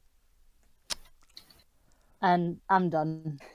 Well, now you're gonna make me look like the bad guy because I'm gonna have to be the one that's harshest to the movie. Oh, no. By all means, be harsh to the movie. I mean, the movie has problems. Well, but that's the thing, Joe. I think I'm probably gonna be the harshest one. Well, go ahead. I mean, look. I won't What's your disagree with final you. thoughts? No, that's okay. That's all. It's just that that's the thing, Joe. Even if I will be harsh when I feel like it's warranted, I still don't like doing it. Oh, trust me. Look. I hate that. I have problems with this movie too because, like I said, this movie feels like something that could have been good, but it still does a lot of stupid stuff that I gotta call it out for. So if you feel the need to, go right ahead. Okay, I'll start with the positive stuff. Yeah, like everybody else said, the animation is gorgeous. The music, while horribly edited, is good music. Well, It's good the music. piano- It's just the placement. The emotional music is fine. The comedic music, on the other hand, I don't know. I feel like the comedic music just sounds very like it's even for comedic music, it just sounds weird and not very well composed to me. Also, that over the top dramatic music when he runs away from the hospital, that was just I forgot how it goes. Oh, that was just like it's like the composer knew that scene was just going to be completely inane in emotion because of how stupid the context is. So the composer felt like he had to make up for the scene's lack of emotion. yeah. It's kind of like in the Lost in Space movie where the music has the acting for William Hurt. I love your wife. I love your wife. Anyway, yeah, and like my co-commentator said, there are some decent moments here and there, and it's just the script, the goddamn bad script. Yeah. Like, it's so bad, and I'm not even keen on the dialogue of this movie. Oh, honestly. yeah, absolutely. I find the dialogue to be amateurishly written. I've seen soap operas with more credible dialogue than this, and that's saying something. Shout out goes to the line, "I still hate you, but more Ron." Something like that. Basically, almost any line that comes out of Nyoko's mouth. Also, Joe. Yeah. I don't have a problem with that one in particular, but go ahead. Just a quick thing, because I was checking TV tropes. Apparently, Jova, the thing that you said about the tsundere, dark-haired chick, being potentially a lesbian, it seems to be more true than you say, because it seems that it's quoting TV tropes. There's a strong lassier between her and the freckled, the chick with the freckles. Oh my god! Oh, well, how did he do? Wow. Okay, maybe I should check out that manga. So yeah, Sorry. no, it's okay. Yeah, the script is so badly written. Like the dialogue in this thing is so amateurish. And very rarely do I buy anything that the characters say. Very rarely in this movie. And that's why I won't even give the fact that some characters are fine. Like I could not believe any character for this, like, for various reasons. One, the terrible line writing where they say some really cringe lines that doesn't feel like anything a human being will actually say. The fact that, like Theo said, the characterization sometimes goes up and down and all around. It's so distracting from it, and the fact that the characters, for the most part, I feel like they don't go enough in trying to flesh these characters out. Like, some, of course, more than others, obviously. I think your problems are definitely best summed up by, like I said before, the first 33 minutes where it was just, again, it makes almost every bit where we've seen the citizens be a-holes look tame by comparison in those first 33 minutes. Those first 33 minutes are garbage and go a long way in ruining the rest of the movie for me. It's like a reverse The Place Promised to Us, where, instead of it being the latter bit that kind of makes things go screwy, it's the earlier bit. That's the thing, though. Okay, like, maybe, okay, like Shiro said, maybe there's a lot of stuff cut out from the manga. I don't know, but judging, but I'm only got the movie to judge it. It That way for me. This is a review of the movie, so I will just judge the movie on its own. Yeah. Regardless of what was in the manga, the movie should still stand on its own. And I don't have enough context. I'm sorry. I need more. I still don't find believable the fact that Shoko falls in love with this guy. I need more context in this. I'm sorry. It's just, how about this? Show me if was anything. Well, then again, he implies, remember me. So I guess technically they didn't meet during that time skip, I guess. But at the same time, I don't know. Just have them talk to each other about something that doesn't involve her deafness. Have them talk about their interests. Their fucking. Well, they talk about bread and that. Yeah, great. They talk about bread. How about they talk about stuff they have in common? How about we see something about, like, them, show the stuff that they have in common aside from the fact that they like eating bread. It's like I said with the fireworks scene. It's like, well, the reason I love the fireworks scene is because I think you helped me realize why I like that scene so much. It's like, that's one of the few times where they're not talking about her disability. I think that is one of the major issues. It's like, well, yes, a disability film should talk about the disability, but that shouldn't be all you talk about to make it feel natural. Mm-hmm. So yeah, for me, it's just like, it's frustrating because, like everybody else said, yeah, there's clearly a great movie somewhere in here, but it's buried under a lot of really, really baffling decisions, and it's just frustrating as well. Like, I can tell that the filmmakers were trying to make something good, but it's so misguided. Like, it shows a clear lack of skill on their part. Another problem that this movie has is this is the same problem Garden of Words had, and to a lesser extent, Huche's Lost Voices and other anime drama films that I can think of. But, yeah, never forget at the end. No, hold on, I'm getting to it. No, I'm not saying that this movie is like a complete over-the-top melodrama shit fest like Garden of Words is. Like, Garden of Words is, like, I'll give this movie credit. It's better than Garden of Words. For as bad as I think this movie is, at the very least, it tries a bit harder to not succumb to a bit. Oh, that ending with Garden of Words. It still succumbs to melodrama quite a lot, but not as much as Garden of Words is just completely garbage. But whatever. We're not talking about that.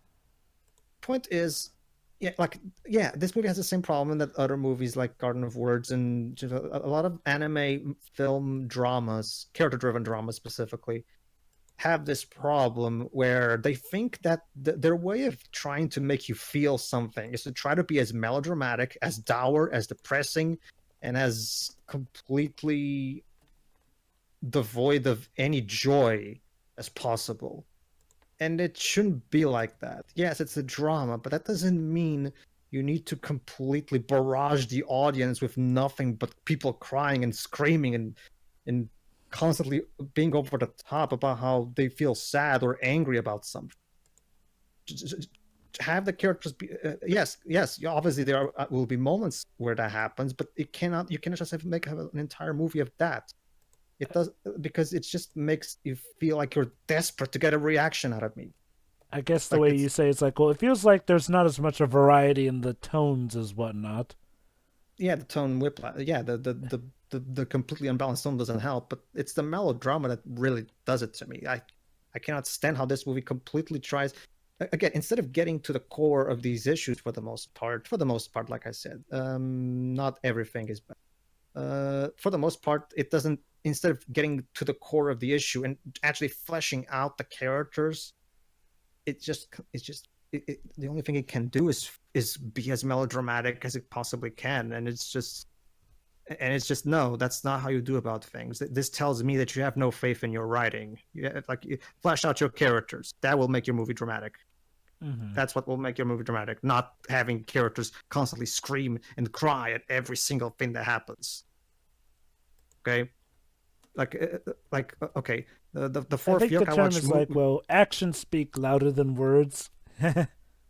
Not just that, Jova. It doesn't. Not just that, Mova. Like, I like what people have you believe. You don't even need a 2-hour movie. Like we were discussing about how there needs to be a lot of cutting fat of this thing. Yeah. Like you don't even need to dedicate an entire movie. It can even be done in a short amount of time if the writer knows what he's doing. One of the main emotional subplot of the fourth Yokai Watch movie is a kid who is literally isolated from the world and especially his parents. And the movie, while it doesn't dedicate the entire movie to that particular thing, it still does it enough and gets straight to the point and will make the point known. And it's not melodramatic about it. It makes its point, it moves on, and that's it. And you can still have something like that be powerful enough and work without completely hammering this into the audience. And it's frustrating that it is frustrating that anime writers still fall into this trap. There's a reason that stuff like My Hero Academia is getting praised for, going above the cliches and all that. And like I said before, that's a good segue. Yeah, it's not even a matter of it being cliche or not cliched. Cliches can still work depending on how people do. The first How to Train Your Dragon movie had the lie reveal trope. And yet, for the most part, are just something that are common. They're not necessarily a bad thing. Cliches are like gimmicks in video games. They're not inherently bad. People just tend to associate them with what they consider bad because of how common they are, really. Yeah, and how commonly misused they are. Exactly what Shova said. Like you can still have a liar reveal trope or something involving dramatic stuff if the writer knows what he's doing. The big problem with this movie is the lack of skill on part of the filmmakers. Lack of skill on part of whoever edited the fucking music. It definitely does feel like there's a lack of confidence in the movie and its writing at times, like Pedro cited. Exactly. Thank you. That's exactly the point. If you're going to barrage me with so many crying scenes without actually, fleshing out the characters, that tells me that you have no faith in your. You have no. Yeah, you don't. Instead of fleshing out the characters, you just throw dramatics. There's so much jerking scenes at me. Like, I hate to say it. You could end up flooding the whole of Japan. Like, I hate to say it, even School Days didn't rely on crying. Like, don't get me wrong. Okay, Joe, I'm really sorry. I'm not saying that this is better. Well, but you can think of a comparison, but you got to stretch before you reach there. Okay. I'm not going to say that School Days is better than this. What I'm saying is like, well, no, we know. We just want you to be careful. Got it. What I'm saying is like, well, School Days felt more confident with what it was doing. That doesn't mean it's a good thing, mind you. It knew what it was doing. Set out to be the worst circumstance of everything. Trevor. It felt so confident. It just repeated the same stuff over and over. What I'm saying is like, well, at least I wish that this thing could be more confident. That's what I'm saying. It's like, well, I wish that the makers of the film could have been more confident. But hey, what do I know? Maybe they were confident with this. It's just, like Pedro said, the way scenes are conveyed feels like there wasn't as much confidence as there could have been. Mm-hmm. The Java mentioned Clockwork Orange earlier. Like, maybe if you wanted to explore bullying, because Clockwork Orange doesn't go for. Well, technically, there is. I guess you can. Clockwork Orange goes for the ultra violence level of bullying, my dear man. Well, it's still the same theme at the end of the day, but like Yeah. you can like, but the end, you know what Kubrick did? Kubrick managed to explore that particular topic in Clockwork Orange without a single dramatic scene. You know why? Because he didn't even ask the audience to make any kind of judgments. He just showed you this is what happens. There you go. Decide for yourself. What do you think? Yeah, like And Alex was a terrible kid. Then you see what the world does to him in return, and it's up That is- to you to decide that who is- got what was coming. That is the writing of a master, confident filmmaker that just allows the characters and the themes to talk instead of screaming in your face about how dramatic and how bad bullying violence is. Yeah. You know, It feels like they chickened out a bit with Nyoko. Like they realized, oh my god, we're making her evil. Let's redeem her. It's like that kind of felt a bit like the coward's way out to not even show properly. Again, maybe it's better explained in the manga, but like Pedro said, we're looking at this as the movie. the movie should still stand on its own. It shouldn't be a bit like the Adam from Your Movie Stocks.org once said. A movie should not be a piece of DLC that I have to play the full game. The full game being the manga to fully appreciate. It should stand on its own. Mm-hmm. So yeah, I would actually go out of my way to say that the movie is bad. It's badly made. It has good stuff in it. Don't get me wrong. I'm not saying all of it is bad, but the bad stuff outweighs the good stuff as far as I'm concerned, by quite a margin. Like the dialogue in particular is just the worst. Like I never buy anything that these characters say. I never. Okay, maybe there's like one or two lines here and say. Obviously, maybe if you put the script in front of me, maybe I could pick a couple. But I love you, Shoya. Okay. To wrap this up, yeah, I think it's a bad movie. And if you want to watch a fantastic character-driven film in anime format, watch When Marnie Was There, or maybe or hell, watch 5 centimeters per second. 5 centimeters per second is also a movie that it doesn't deal with bullying, but bullying was lightly touched upon in one of the flashbacks. It was the best. It was the best introduction to Makoto Shinkai I could have gotten. It's still his best movie as far as I'm concerned. 5 centimeters per second. You know what? 5 centimeters per second is very dramatic. But you know what? That movie also has fleshed out characters. Balance. I thought you were going to say trains. That too. Yes, everybody hates trains after watching that movie. I never liked them. Speak for yourself. Trains are the best. They're like planes, but they have Wi-Fi that's not overpriced. There are good anime character-driven dramas, and that's the sad part. And that's also another thing that kind of makes me dislike this movie in a way. It gives that particular genre a bad name, because because a lot of people out there do buy into this trap that character-driven anime dramas are crap and melodramatic and badly written, which they're not. There are plenty of good ones out there, but movies like these are what gives that genre a bad name. This is why I'm thankful for stuff like Overlord, and when I'm talking about Overlord, I'm talking about the anime Overlord, not the zombie Overlord one. Overlord, My Hero Academia, heck, even One Piece, which, yes, that anime is still going to this day and probably will outlive us all. I would watch that, Jover, but it's like 1 billion episodes. Well, I thought Naruto would outlive us all, but you know.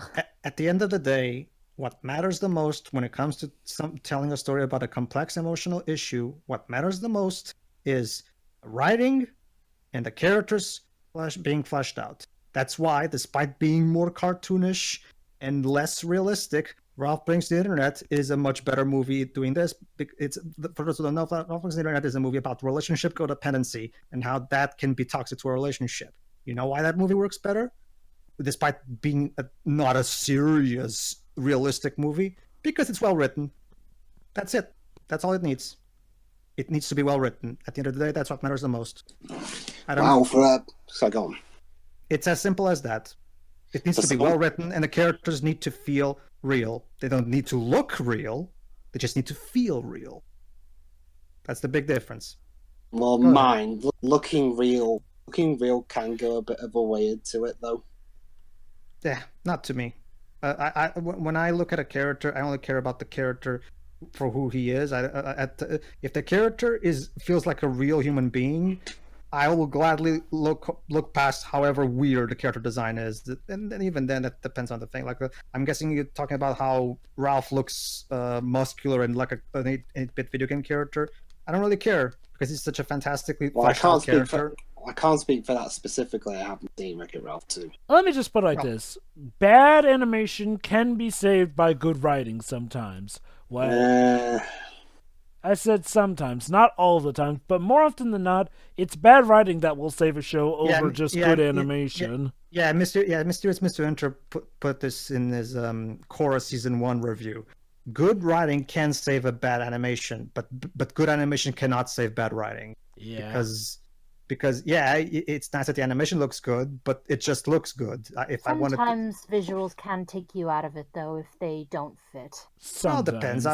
I would argue that the visuals in Ralph Breaks the Internet perfectly fit the concept of the universe. Oh, I didn't mean like I didn't mean. There's other examples that don't come to mind at the minute. Well, sure, but we don't have the time to go over these. This is already going long enough as it is. Then so you don't. The basic point is write well. That's all you need. So you done, Pedro? Yes, I'm done. Go ahead.